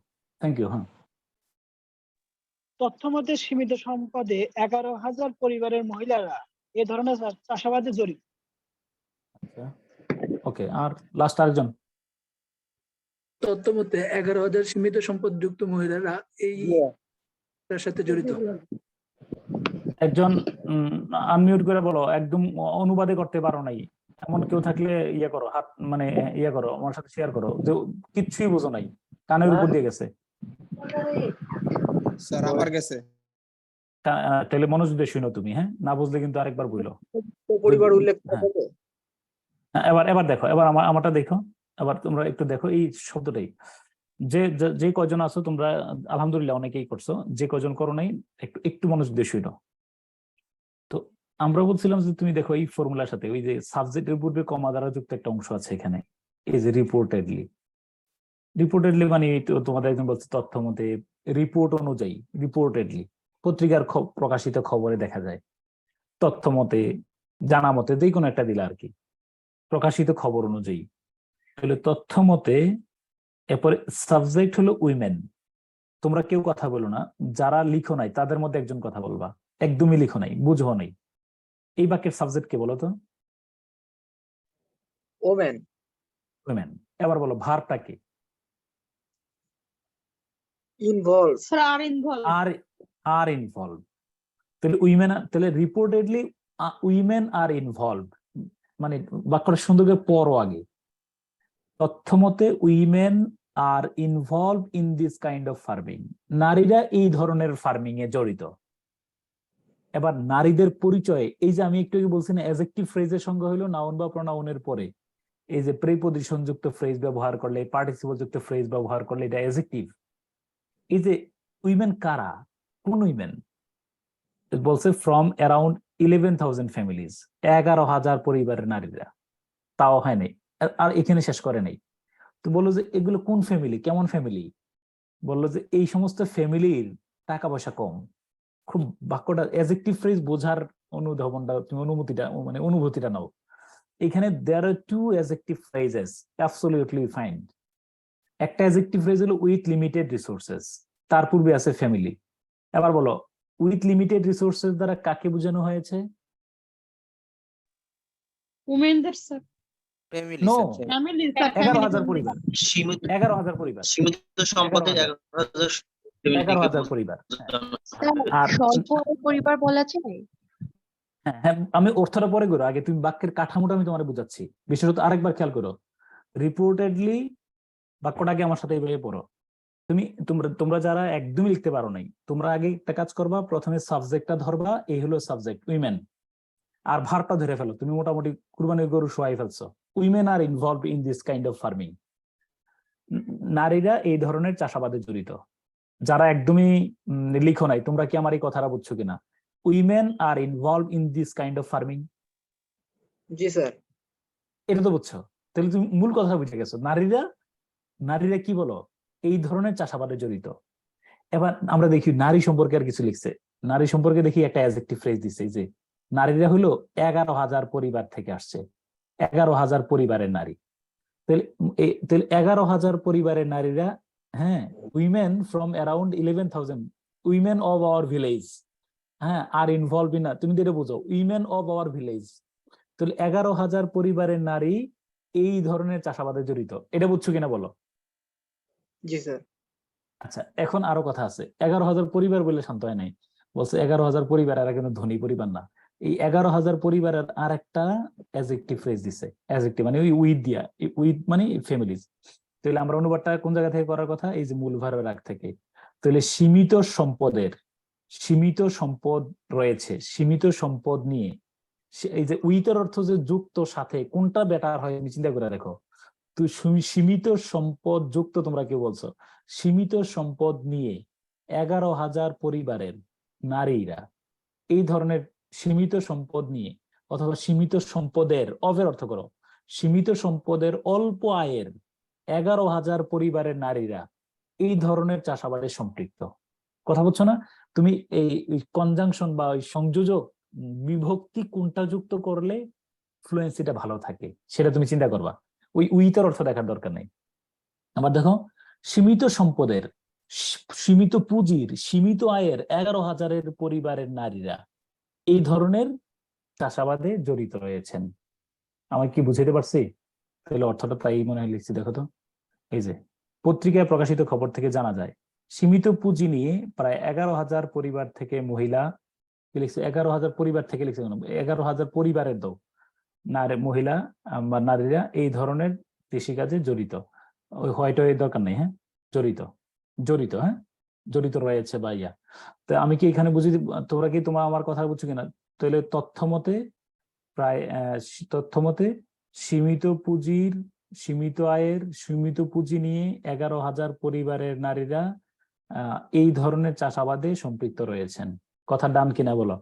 আর এটা কি এই যে as far as I know, দেখো as far as I know, এটার অর্থ আগে করে ফেল, as far as I know, এই যে এটা, হ্যাঁ, এই দেখো এটা হলো as far as I know, মানে সাবজেক্টের পূর্বের অংশটা আগে করে ফেললাম, হ্যাঁ।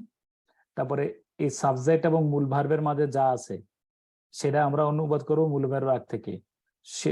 সীমিত কি বলো, সীমিত পুঁজি নিয়ে প্রায় 11,000 পরিবারের, এরপরে নারীরা, শেষে চলে গেলাম এই ধরনের চাষাবাদে জড়িত।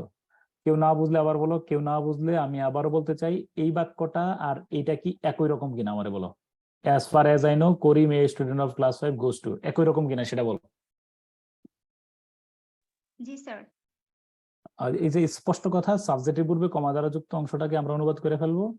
আর এরপরে আমরা কি ওই যে বাকি যে নোট 2 তে বলা আছে, সাবজেক্ট এবং মূল ভার্বের মাঝে কোনো কিছু থাকলে, সাবজেক্ট এবং মূল ভার্বের মাঝে কোনো ওয়ার্ড ফ্রেজ থাকলে সেটিকে সাধারণত সাবজেক্ট অংশ হিসেবে গণ্য করবে। এক্ষেত্রে মূল ভার্বের আগ থেকে অনুবাদটা শুরু করা হয়। এ পর্যন্ত কথা বুঝছো কিনা বলো? ডান? জি স্যার, বুঝছি। জি স্যার।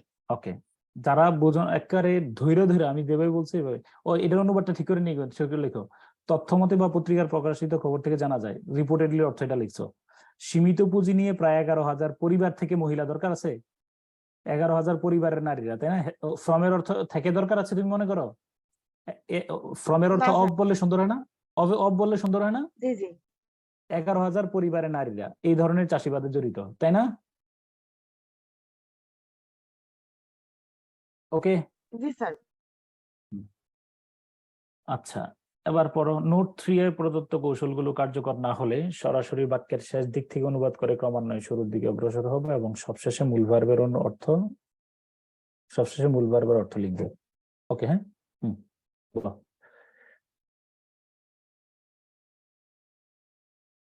বাক্যটা পড়ো। নোট 3 এর প্রদত্ত কলাকৌশলগুলো কার্যকর না হলে সরাসরি বাক্যের শেষ দিক থেকে অনুবাদ করে ক্রমান্বয়ে শুরুর দিকে অগ্রসর হব এবং সবশেষে মূল ভার্বের অর্থ লিখব। ওকে, আচ্ছা। মেনি ইকোনমিস্টস এন্ড ডেভেলপমেন্ট এক্সপার্টস, এটা তো বিলিভ দ্যাট একটা বাক্য কিন্তু শেষ। এটুকের অর্থ বলে ফেলো, এর অর্থ তো আর ঝামেলা নাই, তাই না? এটুকের অর্থ কি? না স্যার, অনেক অধিকাংশ অর্থনীতিবিদ এবং অনেক অর্থনীতিবিদ এবং কূটনীতিক মানে সরি উন্নয়ন বিশেষজ্ঞরা মনে করেন, বিশেষজ্ঞরা মনে করেন, বিশ্বাস করেন যে, তাই না? ইটটা কিন্তু এখানে স্মল লেটারে হবে। ইট ইজ নট পসিবল, দেখো সরি আমি অর্থটা হ্যাঁ, it is not possible to achieve desired success by a 3-year plan because of institutional weakness and extreme poverty rate in a country.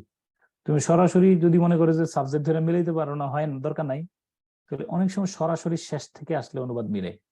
এবার বলো ইন এ কান্ট্রি, আমি বলি in a country অর্থ কি? একটি দেশে এক্সট্রিম পভার্টি রেট, চরম দরিদ্রের হার, চরম দারিদ্র এন্ড এবং প্রাতিষ্ঠানিক দুর্বলতা, বিকজ অফ কারণে, প্রাতিষ্ঠানিক দুর্বলতার কারণে, তাই না? জি স্যার। এরপরে বাই এ 3-year প্ল্যান মানে কি? 3 বছর মেয়াদী পরিকল্পনার মাধ্যমে, হ্যাঁ, ডিজায়ার্ড সাকসেস, কাঙ্ক্ষিত সাফল্য টু অ্যাচিভ অর্জন করা সম্ভব না। বাংলা কথা হলো সরাসরি শেষ থেকে শুরুর দিকে চলে যাবে, অনুবাদ মিলে যাবে, এই হলো বিষয়। হ্যাঁ, নোট 9 এর উল্টাটা আর কি, তাই না? এটা একেবারে আমরা নোট 9 যেটা পড়ছি তার উল্টাটা না, নাকি? স্যার জি স্যার, এই একটা দিয়েই মনে রাখি স্যার, বাংলাটাও ইংলিশটাও। ঠিক আছে, ওকে। এবার ওই যে কালকে ইয়াতে যেটা করছিলাম, হ্যাঁ, ওই কালকে কোনটা, ওই যে এটা, হ্যাঁ, নোট 4, ফলো নোট 4, বলো নিজে নিজে অনুবাদ করো, করে ফেলো, সময় 1 minute. Bangabandhu Sheikh Mujibur Rahman was arrested by the Pakistani army immediately after his declaration of independence at the first hour of 26 March 1971. অনুবাদ নিজে নিজে দাঁড় করাও।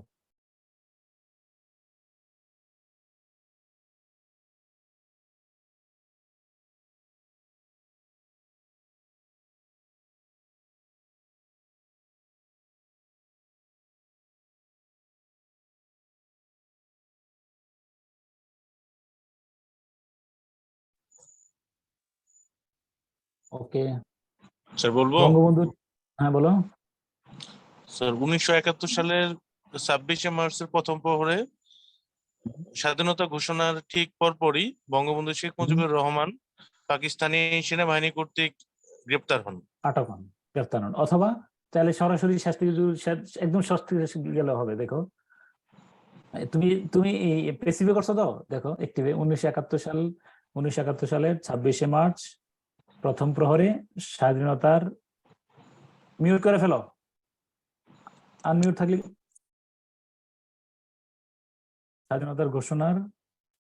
স্বাধীনতার ঘোষণার পরপরই পাকিস্তানি সেনাবাহিনী বঙ্গবন্ধু শেখ মুজিবুর রহমানকে গ্রেফতার করে। ক্লিয়ার না?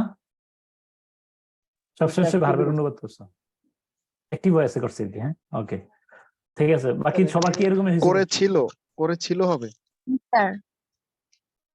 করেছিল যদি শোনো, 1971 সালের কথা বললে করেছিল দরকার নেই, করে, বুঝছো কিনা?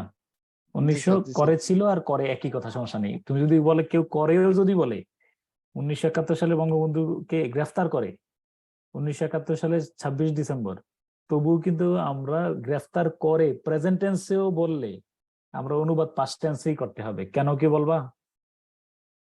জি স্যার, এখানে অতীত নির্দেশক শব্দ আছে, অতীত নির্দেশক শব্দ আছে। আচ্ছা, তারপরে ওকে, হ্যাঁ, এই দেখো তাহলে এটাই তাই লেখা আছে। 1971 সালের 26 মার্চ প্রথম প্রহরে স্বাধীনতার ঘোষণার পরপরই পাকিস্তানি হানাদার বাহিনী বঙ্গবন্ধু শেখ মুজিবুর রহমানকে গ্রেফতার করে।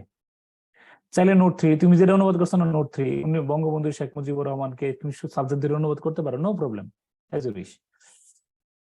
এবার হইলো কি, আসো নোট 5 বলো। নোট 5, নোট 3 এবং নোট 4 এর কলা কৌশলগুলো কার্যকর না হলে এক্ষেত্রে পুরো প্যাসেজটি খুব ভালোভাবে পড়ে সর্বোচ্চ ভাব এবং অর্থ সংগতি বজায় রেখে নিজের ভাষায় মূল ভাবটি লিখে দিয়ে আসবো।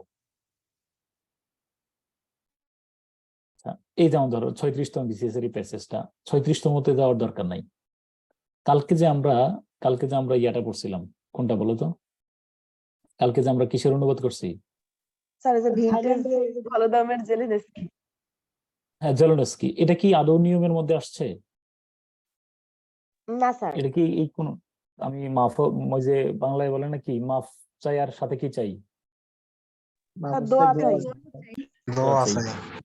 সম্ভব না। পৃথিবীর কোন অনুবাদক তোমারে এটা ভাবানুবাদ করে নিয়ে আসতে হবে। এটা তুমি একটা একাধিকবার পড়া অনুমিত একটা অর্থ, অনুমিত একটা ধারণা প্রসূত কাছাকাছি যাই একটা অর্থ লিখতে হবে। এছাড়া অন্য কোনো বিকল্প এতে কোনো নিয়ম টিয়মে কিচ্ছু কাজ হবে না।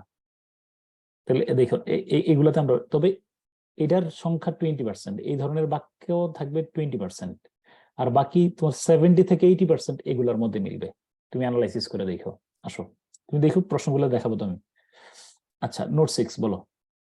তাহলে এটা হলো গতকালকে যেটা আমরা অনুবাদ করছি, বা 36 এর যে প্যাসেজটা ছিল। হ্যাঁ, মানে পুরো প্যাসেজটা পড়ার পর একটা অনুমিত ধারণা প্রসূত অর্থ। ইভেন মনে রাখবা যে এগুলো যে যতজনে লিখুক তার ভাষা একদমই আলাদা আলাদা ভাষা হবে। ওকে, হ্যাঁ, আবার বলো। নোট 6 উপরিউক্ত নিয়মগুলো নোট 3 বা 4 অনুসরণ করে অনুবাদ করার পরেও যদি মনে হয় অনুবাদে সাবলীলতা বা প্রাঞ্জলতার ঘাটতি রয়েছে, তাহলে প্রয়োজন মতো সহায়ক শব্দ সংযোজন, অপ্রয়োজনীয় শব্দ বিয়োজন, শব্দ সংকোচন অথবা কিছু শব্দ আকপিচ করে এমনকি পুরো বাক্যটি সম্পূর্ণ নতুন ভাবে রিশেপ বা রিসাইজ মানে পরিমার্জন করে লিখবো। তবে ওভাররাইটিং এড়ানোর জন্য কৌশল 2 এর কথা মানে বলা হয়েছে। কৌশল 2 এর প্রথম কথা বলা, ওই যে ওভার রাইটিং এড়ানোর জন্য আমি বলছি ওভার রাইটিং করা যাবে না। ওভার রাইটিং করার ওই যে বলছিলাম না যে 3টা বিষয়ে কি, জি স্যার, 3 জায়গায় ট্রান্সলেশন, আমরা সামারি, একটু, হ্যাঁ প্রয়োজনে একটু রাফ করে নেওয়ার কথা ছিল না, যে 2-3টা বাক্য কঠিন হয়, এগুলো একটু আমরা রাফ করে নেব, ওই কথাটা বলা ছিল না? জি স্যার। বলো। হ্যাঁ, পুরো প্যাসেজটি, পুরো প্যাসেজের অনুবাদ লেখা শেষ হয়ে গেলে অনুবাদটি নিউজ প্রেজেন্টারের মতো করে মনে মনে পড়বো। কোথাও খাপছাড়া মনে হলে অপ্রয়োজনীয় লিঙ্কার্স ব্যবহার করে অনুবাদটিকে সুখপাঠ্য করে তুলবো। তাহলে অনুবাদ লেখার পরে কি আমরা ফিসাবিলিল্লাহ চলে আসবো, নাকি পুরো অনুবাদটা একবার পড়বো? স্যার আরো একবার পড়তে হবে। আবার বললাম, এটা করে না তো, অনুবাদ লেখা খালাস। মনে রাখবা, এত পাক্কা মানে এত সহি লোক আমরা, যে অনুবাদ একটা লিখে দিয়ে আসছো, তুমি নিজে না পড়া যাওয়া চলে আসতেছ। এই ভুল কাজটা করে 95%। অনুবাদে কম নাম্বার পাওয়ার এটা। আর সময়ের তো একটা ব্যাপার, এক বাক্য কম লিখো ও না, 25 মিনিট 30 মিনিট সময়, অনেক বেশি সময় কেন কম? ওই যে থিমিটি কোশ্চেনে দুষ্টামি করবা, থিমিটি কোশ্চেনে আমি 45 মিনিট সর্বোচ্চ 50 মিনিট সময় দেবো, তুমি যা পারো তাই লিখে দিতে বলবো প্রয়োজনে। কিন্তু ওই 50 মিনিটের কাজটা যখন 1 ঘন্টা 25 মিনিট 20 মিনিটের কাজটা করবা, 1.5 ঘন্টায় কাজ করবা, তখন তুমি ট্রান্সলেশন কেমনে, তুমি অনুবাদটা ইয়ে করবা? তোমরা কেউ প্রিভিয়াসলি পরীক্ষা দিছো এমন কেউ আছো কিনা বলো? স্যার এই তো আমি আছি। বলো, থিমেটিক কোশ্চেনে অনেকে ধ্বংস করে কিনা ইংরেজি পরীক্ষা? বলো। স্যার করে তো স্যার, ওইখানে 10-15 মিনিট বেশি নিলেই মানে শেষ ওইদিকে। মানে ওই যে তোমার, আমি কি একদম স্ট্রিক্টলি এটা ফলো মানে নির্দেশনা দিয়ে দিছি না যে থিমেটিক কোশ্চেন এত মিনিটের মধ্যে লিখতে হবে, পারো আর না পারো? স্যার যদি কিছু অংশ যদি না পারি স্যার গ্রামারের, তখন স্যার কি করব? এটা বানায় লিখবা, রেখে দিয়ে স্কিপ করবা, চলে যা যাব পারো। স্যার।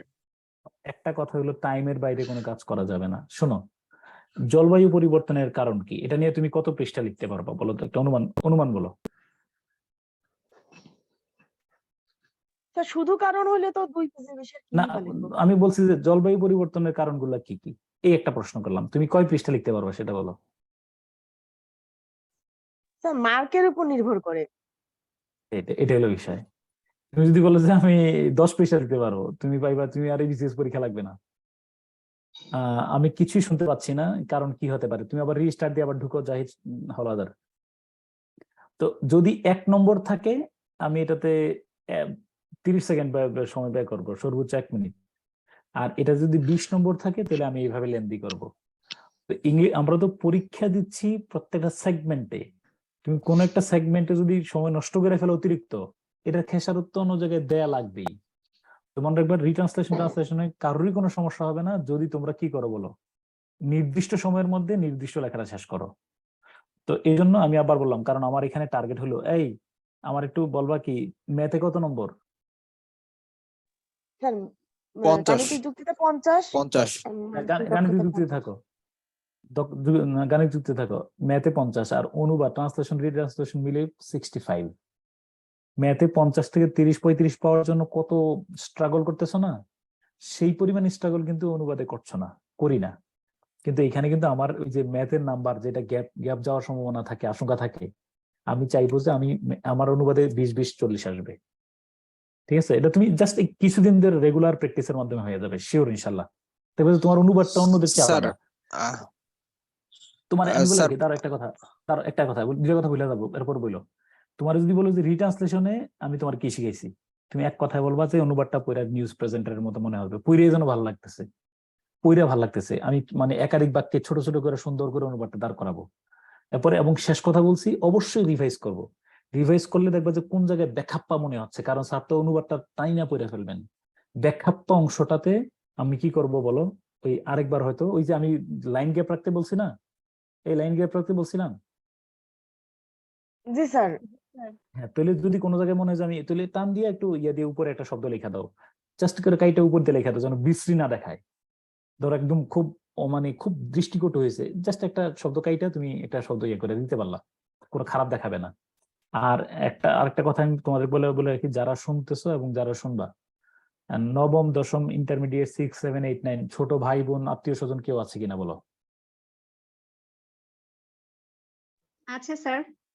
তাহলে মনে রাখবা, জ্ঞানের একটা হাদিয়া আছে, জ্ঞানের একটা দায়িত্ব আছে। এই যে তুমি জ্ঞান অর্জন করতেছো, তুমি যে শিখতেছো একটা বিষয়, এটার ইয়াটা হলো তোমার ছোট ভাই ছোট বোন, ওরে বলবা যে অনুবাদটা করার সময় রুসভার মতো যারা আছে, তুমি বলবা যে এই যে অনুবাদটা, হ্যাঁ একটা বই ধইরা বলবা যে এই, হ্যাঁ কি করবা, এই যে ধরো কি যে কোনো একটা বই ধরে 9, 10, 6, 7 আছে না, যত ক্লাস আছে, হ্যাঁ সব ক্লাসের কি করবা বলো, সব ক্লাসের ওদেরকে কি কোন নিয়মটা শিখাইবা বলো, কোন নিয়মটা বলো? স্যার বলো কোন শেষ থেকে নিয়মটা? শুরু, নোট 9। এত না, নোট 9 না, একটাই, Karim goes to school every morning. তখন আই লাইক টু, রুসাভারে যদি তুমি পড়াও যে I like to read books with my boys and girls in my class, তাহলে আমি ক্লাসে, এরপরে কি বলো, ছেলে মেয়েদের সাথে বই পড়তে পছন্দ করি। রুসাভারে যদি অনুবাদটারে তুমি দেখো, এই বাক্যটাতে কি লেখা, তুমি দেখো রুসাভার বই দেখাচ্ছি, হ্যাঁ বলো আই লাইক টু রিড, তুমি শুধু ওরে শিখাও এটা, তো ওরে অনুবাদটা কি করবা, ও মুখস্থ না করুক, I like to read books with the boys and girls in my class, তাহলে আমি, এরপরে কই যাবা বলো, বলো কোথায় যাবে? স্যার শেষ থেকে আমার ক্লাসে, এরপরে ছেলে মেয়েদের সাথে, তাই না, ছেলে মেয়েদের সাথে, এরপরে বলো বই এরপরে পড়তে পছন্দ করি। তাহলে কেন আমি এই কাজটা করবো না? তাহলে তোমরা দায়িত্ব নাও যে আমি আমার যারা আছে তাদেরকে আমি অনুবাদটা শেখাবো, প্রমিস করে দাও, করছো কিনা? ইয়েস বলো। শুভ্রা বড়ুয়া লিখছো, আমি আমি আপনি যে নোটগুলো থেকে পড়াচ্ছেন এগুলো কি পিডিএফ আমরা পেতে পারি? তোমরা পাইতে পারো কিনা বলো তো? স্যার দিয়ে দিবেন তো, দিয়ে দিবেন তো গ্রুপে, গ্রুপে দেয়া আছে, হ্যাঁ শুভ্রা দেখে নিও। প্রত্যেকে যারা যারা ইয়ে করো প্রমিস করে দাও যে আমি আমার মানে যারা আছে প্রত্যেকের ছোট ভাই বোন, যেখানে আত্মীয় স্বজন মামাতো ভাই ভাগিনা যারা আছে প্রত্যেকে ধৈর্য যে অনুবাদটা শিখাইবা, তো এইভাবে অনুবাদ করবা। শুধু করি ওরা তো এত নিয়ম পড়ানোর দরকার নেই, ঠিক আছে? তোমার প্রত্যেকটা বলবা যে এই যে করিম পোস্ট ওই দাদি মিলবে, এত আমার নোট 4 যেটা পড়াইছি না ওইটা 6 to 10 এর কোথাও কাজে লাগবে না। 6 to 10 হ্যাঁ পাত্তা দেয় না, চকলেট খাওয়াইবা, যারা পাত্তা দেয় না তাদেরকে বলবো যে আমি অনুবাদ, তুমি এই বাক্যটার অনুবাদ শিখাবো, তোমার চকলেট দেবো, তাহলে তোমারও লাভ হচ্ছে। হ্যাঁ মনে রাখবে, ডান। হ্যাঁ আচ্ছা, এরপরে সমাপনী কথা আর কি, আচ্ছা হ্যাঁ ওকে ঠিক আছে। আচ্ছা, চল এই বাক্যটা একটু বাক্যটি পর্যালোচনা করি। বাক্যটা পড়ো, এই বাক্যটা খাতায় লিখো সবাই, বাক্যটা খাতায় লিখো। এদের ভাই বোন পাত্তা দেয় না, এটা বাত্তি নিচে অন্ধকার তো, এটা সব সময় এটা আসলে কঠিন কাজ। হ্যাঁ বলো। প্রিভিয়াস ক্লাসগুলা পাইবা, সব গ্রুপে দেয়া আছে, তুমি নাজমুল ভাই বা দেখুন গ্রুপগুলো চেক করে তুলে পেয়ে যাবে। হ্যাঁ এই বাক্যটা লিখো, এই বাক্যটা খুব গুরুত্বপূর্ণ।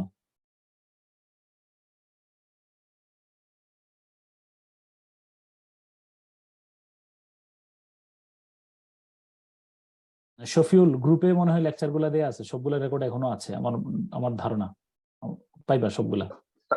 স্যার রেকর্ড গুলা ক্লাসে নাই স্যার, চেক করছি। নাই শিওর? অন্যরা বলো তো, না থাকার তো কথা না। জি স্যার 7 তারিখ পর্যন্ত কোনো রেকর্ড নাই। ফার্স্টের দিকের ক্লাস নাই স্যার নাই। আচ্ছা আমি দেখতেছি, আচ্ছা আমি আবার দিতে বলবো। হ্যাঁ ওকে স্যার ওনার বলো। আর তোমরা এখন থেকে তো বললাম এই যে কিছু নিজের মতো করে ইয়ে করে ফেলো। হ্যাঁ বলো। দ্য সলিটারি সায়েন্টিস্ট, হ্যাঁ লাইনটা কি লিখছো?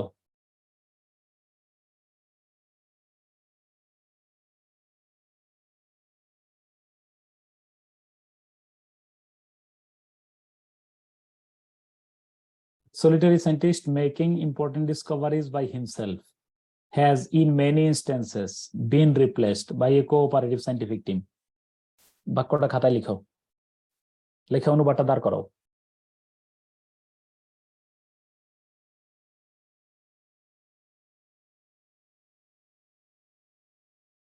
বাক্যটা খাতায় লিখো, অনুবাদ দাঁড় করো।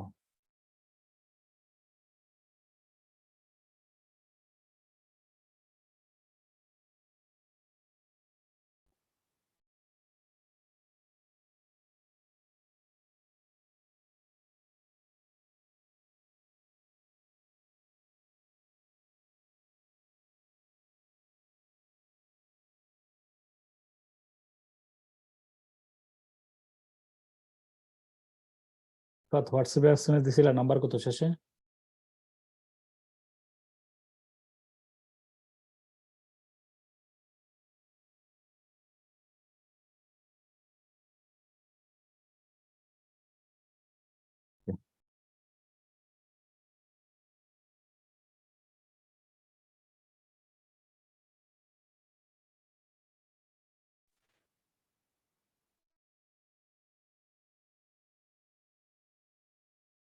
ওকে বাক্যটা লিখে লিখো কেউ।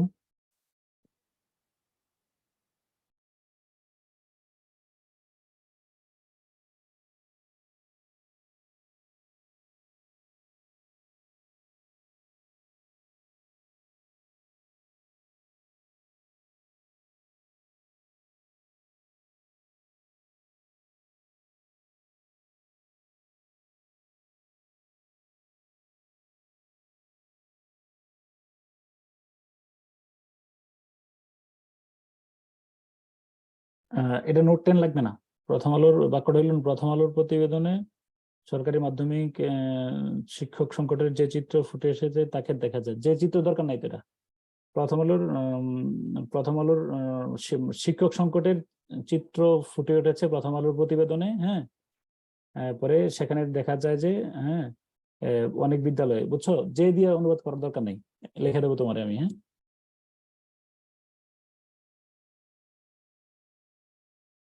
সামটাইমস কিছু ডিফিকাল্ট ট্রান্সলেশন পাই, আপনাকে সেগুলো করে দেখাতে চাই। কোনো হোয়াটসঅ্যাপে পাঠাইয়া ক্লাসে বলে দিও কত নম্বর থেকে পাঠাইছো। শেষে 59। আচ্ছা আজকে যারা ইয়ে করছে আমি তোমাদের রিপ্লাই করে দেবো যারা পাঠাইছো। হ্যাঁ ওকে হ্যাঁ তাহলে the solitary scientist making important discoveries by himself has in many instances been replaced by a cooperative scientific team. Okay এবার আমারে বলো। The solitary scientist making important discoveries by himself has in many instances হবে, many যেহেতু আছে, been replaced by a cooperative scientific team. Anyone, কেউ লিখতে পারছো কিনা বলো। স্যার আমি বলবো। বলো। একজন নিঃসঙ্গ বিজ্ঞানী যিনি অনেক গুরুত্বপূর্ণ আবিষ্কার নিজেই করেন, অনেক ক্ষেত্রে একটি সহযোগিতাপূর্ণ বৈজ্ঞানিক দল দ্বারা প্রতিস্থাপিত হয়। ফাইন। আচ্ছা, এরপরে বলো, আরেকজন বলো। অধিকাংশ ক্ষেত্রে একক বিজ্ঞানীর নিজে নিজে আবিষ্কৃত আবিষ্কারগুলো যৌথ বৈজ্ঞানিক দল দ্বারা রিপ্লেসড হয়েছে। আচ্ছা, থ্যাংক ইউ। আবার আরেকজন বলো, লাস্ট।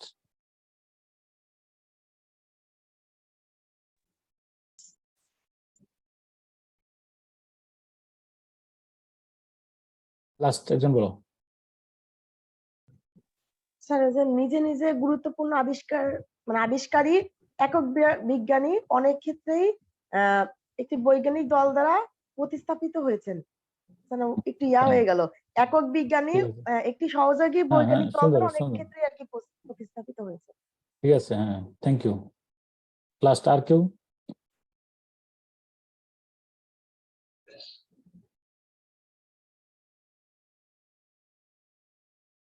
আর কেউ? স্যার একক বিজ্ঞানীর নিজস্ব আবিষ্কারগুলো কিছু কিছু সময় সহকারী বৈজ্ঞানিক গ্রুপ দ্বারা প্রতিস্থাপিত হয়েছে।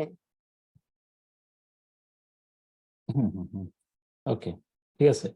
এবার বলো এই বাক্যের আমরা এই বাক্যের সাবজেক্ট আসলে কি?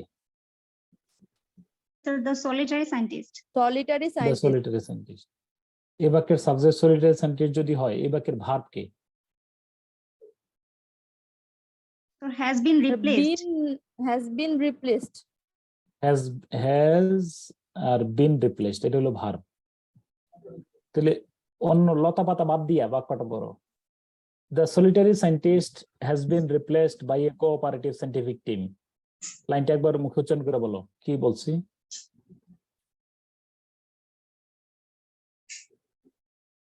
The solitary scientist. হ্যাঁ, আনমিউট করে বলো। হ্যাঁ, তুমি। হ্যাঁ,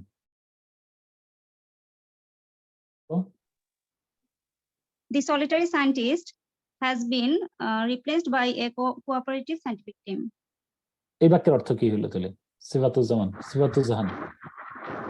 একজন একাকী বিজ্ঞানী প্রতিস্থাপিত হয়েছেন একটি সহযোগী বৈজ্ঞানিক টিম দ্বারা। মানে নিঃসঙ্গ বিজ্ঞানী একটি সহযোগী বৈজ্ঞানিক দল দ্বারা। অনুবাদটা যদি করো, এই বাক্যটা যদি তুমি অনুবাদ করো, একটু তোমরা যারা আবার বললাম খুব ভালো করে বুঝো, এটা গায়ের জোরের বিষয় না, অনেক বেশি প্র্যাকটিসেরও বিষয় না। অনেক প্র্যাকটিস করবো আগে, জানার পরে না। ভুলভাবে যদি করো, সারাদিন করলেও তো লাভ হবে না। আমি যদি মানে পদ্ধতিটা না জানি, তাহলে আমি যতই করি তাহলে আমি তো ভুল পথেই থাকবো। আগে ঠিক করে নাও। এই ধরনের আগে মূল বাক্যটা তুমি পড়ার চেষ্টা করো। The solitary scientist has been replaced by a cooperative scientific team. আমি বাদ দাও, ওই সলিটারি সায়েন্টিস্টের জায়গায় বসাও হাডুডু। হাডুডু, হাডুডু নাম শুনছো কিনা? জি স্যার, একটি খেলা। আচ্ছা, খেলা, বাংলাদেশের জাতীয় খেলা, তাই না? Has been replaced by cricket, এটা দ্বারা কি বুঝছো তুমি আমার বলো তো? হাডুডু has been replaced by cricket মানে কি বুঝছো আমার বলো? স্যার ক্রিকেট দ্বারা হাডুডু প্রতিস্থাপিত হয়েছে। অথবা ক্রিকেটের হাডুডুর স্থান দখল করে নিয়েছে ক্রিকেট, তাই না? জি স্যার। বাক্যটা কি আমার কি বাক্যটা প্যাসিভ ভয়েসে আছে, তাকে আমাকে কি প্যাসিভ ভয়েসই করতে হবে? না স্যার, অ্যাক্টিভ ভয়েসও করতে পারবো চাইলে। করতে পারি। অর্থাৎ হাডুডুর স্থান, হাডুডু ক্রিকেট দ্বারা প্রতিস্থাপিত হয়েছে, এটা একটা অর্থ। হাডুডু has been replaced by cricket. অথবা হাডুডুর স্থান দখল করে নিয়েছে ক্রিকেট, বা ক্রিকেট হাডুডুর স্থান দখল করে নিয়েছে। কোনটা তোমার ভালো লাগে? অ্যাক্টিভের অর্থ ভালো লাগে না প্যাসিভের অর্থ ভালো লাগে? অ্যাক্টিভের অর্থ, যদিও বাক্যটা প্যাসিভ। তাহলে সেম কথা তো এখানে তো বলা হয়েছে যে কি, the solitary scientist has been replaced by a cooperative scientific team.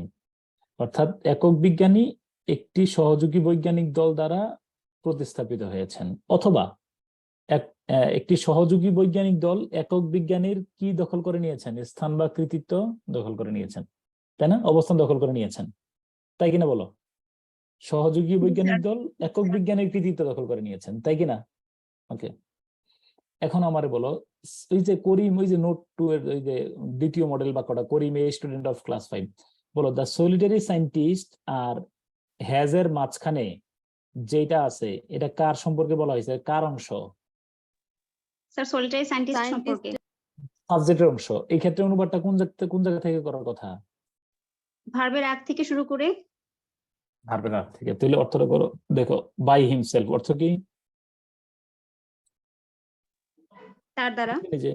নিজে নিজে তার দ্বারা। Important discoveries making. হ্যাঁ, মেকিং মানে হলো হু মেক্স, এগুলো গল্প আগেই বলছি। মানে হু মেক্স করলে নিজে নিজে গুরুত্বপূর্ণ আবিষ্কারকারী। বলো নিজে গুরুত্বপূর্ণ যিনি আবিষ্কার করেন, তাই না? আবিষ্কারকারী একক বিজ্ঞানী। তাহলে নিজে নিজে গুরুত্বপূর্ণ আবিষ্কারকারী একক বিজ্ঞানী। এতটুকু পর্যন্ত বুঝছো কিনা? জি স্যার।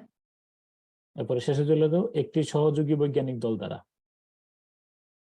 একটি কি দ্বারা বলো? সহযোগী বৈজ্ঞানিক দল দ্বারা। আমরা কি ভার্বের করে ফেলতে পারবো নাকি আরো একটা ফ্রেজ রয়ে গেছে?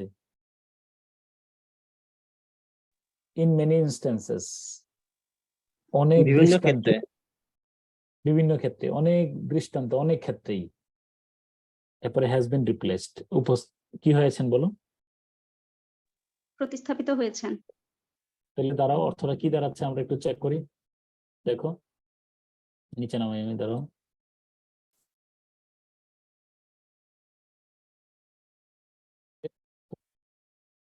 দেখো বাই হিমসেলফ নিজে নিজে গুরুত্বপূর্ণ আবিষ্কারকারী নিঃসঙ্গ বিজ্ঞানী, নিজে গুরুত্বপূর্ণ আবিষ্কারকারী একক বিজ্ঞানী। এরপরে শেষে চলে গেলাম, একটি সহযোগী বৈজ্ঞানিক দল দ্বারা। হ্যাঁ, এরপরে অনেক ক্ষেত্রেই, অনেক দৃষ্টান্তে, অনেক উপমায় প্রতিস্থাপিত হয়েছেন। এবার আমারে বলো, এই বাক্যটা অনুবাদটা কি খুব সহজ হয়েছে নাকি একটু কঠিন হয়েছে? মানে এটা কি আমি সহজে, মানে পাঠক কি শোনার সাথে সাথে বুঝবে নাকি একটু সময় লাগবে? একটু সময় লাগবে। একটু সময় লাগবে। তাহলে আমরা বলছি তাহলে অনুবাদ হয়েছে, কিন্তু অনুবাদের যে সাবলীলতা রক্ষা করার দরকার ছিল সেটা হয় নাই।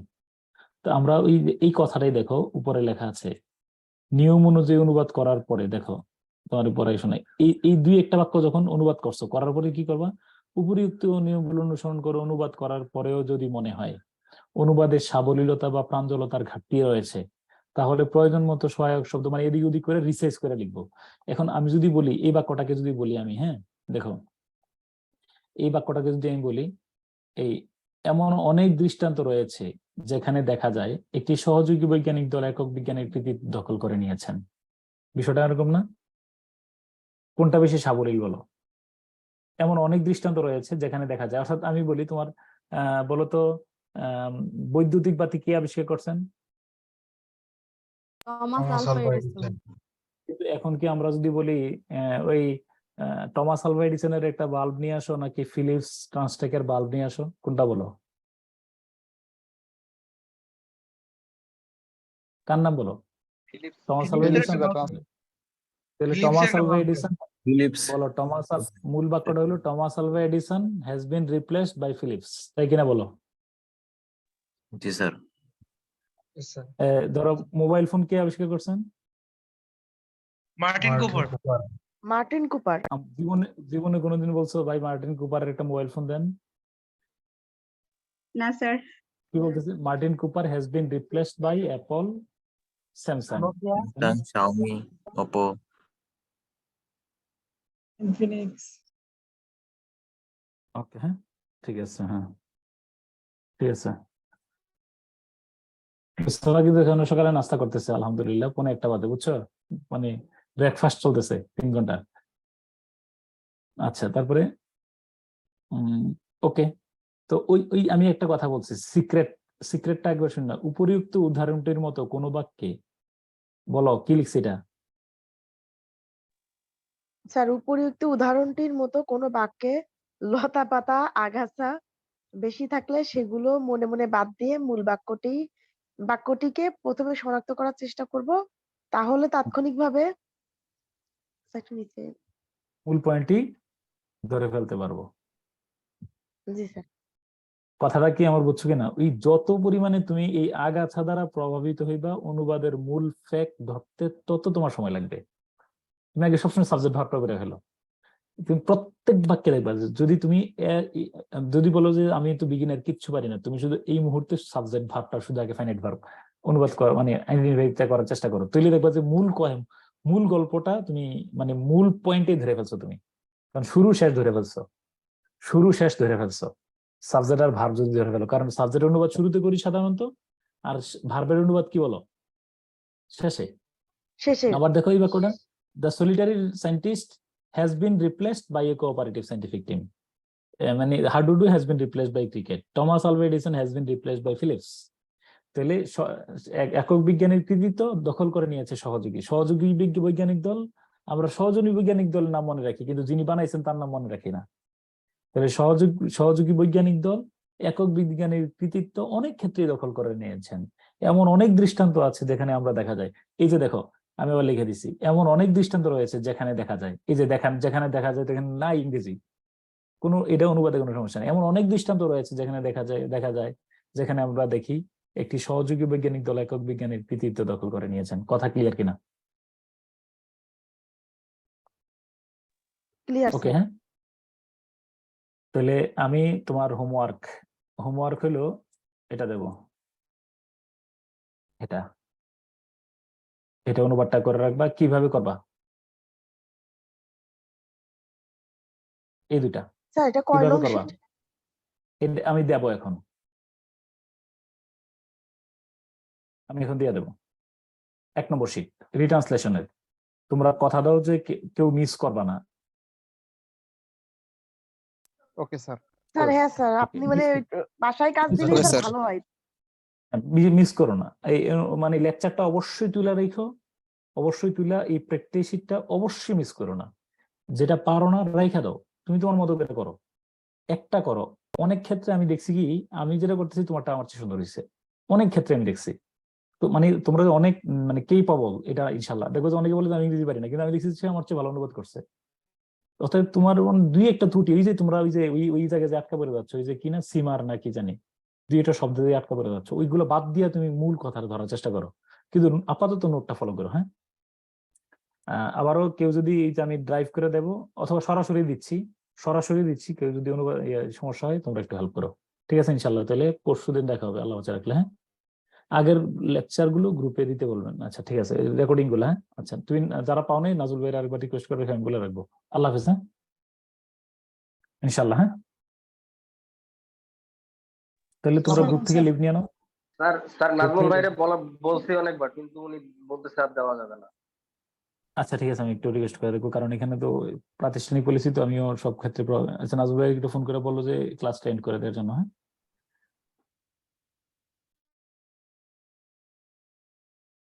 ওকে, তাহলে ঠিক আছে, তোমরা লিভ নাও। নাজুল ভাই রেকর্ডিংটা ইয়ে করে দেবে। হ্যাঁ আল্লাহ হাফেজ। হ্যাঁ।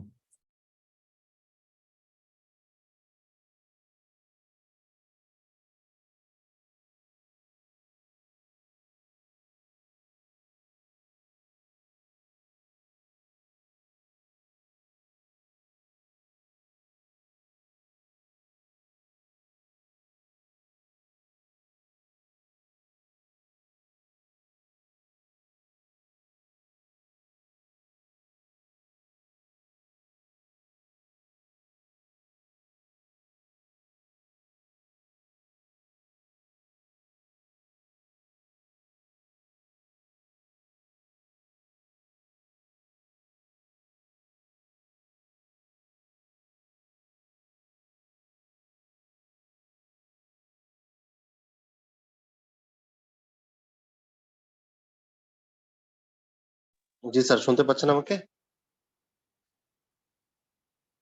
আসসালামু আলাইকুম স্যার, আমাকে শুনতে পাচ্ছেন? জি নাজুল ভাই। হ্যাঁ স্যার কি আমাকে ঠিক আছে শুনতে তাহলে। পাচ্ছেন? আমি আপনাকে শুনতে হ্যাঁ পাচ্ছি না। নাজুল ভাই শুনতে পাচ্ছেন আমার কথা? ও আচ্ছা স্যার, আপনি লিভ নিলে তারপরে আমি ইন করবো আর কি। হ্যাঁ ওকে ঠিক আছে ইনশাল্লাহ। হ্যাঁ okay sir, thank you sir, আপনার জন্য দোয়া করি, আল্লাহ আপনাকে তাড়াতাড়ি সুস্থ করে দেব। ঠিক আছে ইনশাল্লাহ। হ্যাঁ ওকে। হ্যাঁ okay sir.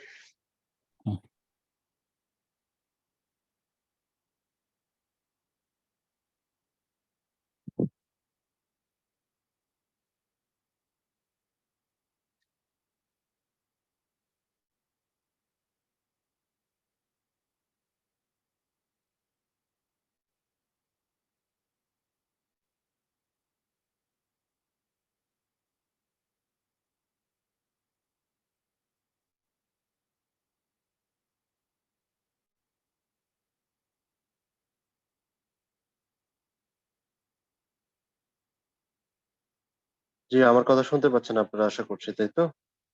Okay, thank you. আল্লাহ হাফেজ এভরিওয়ান।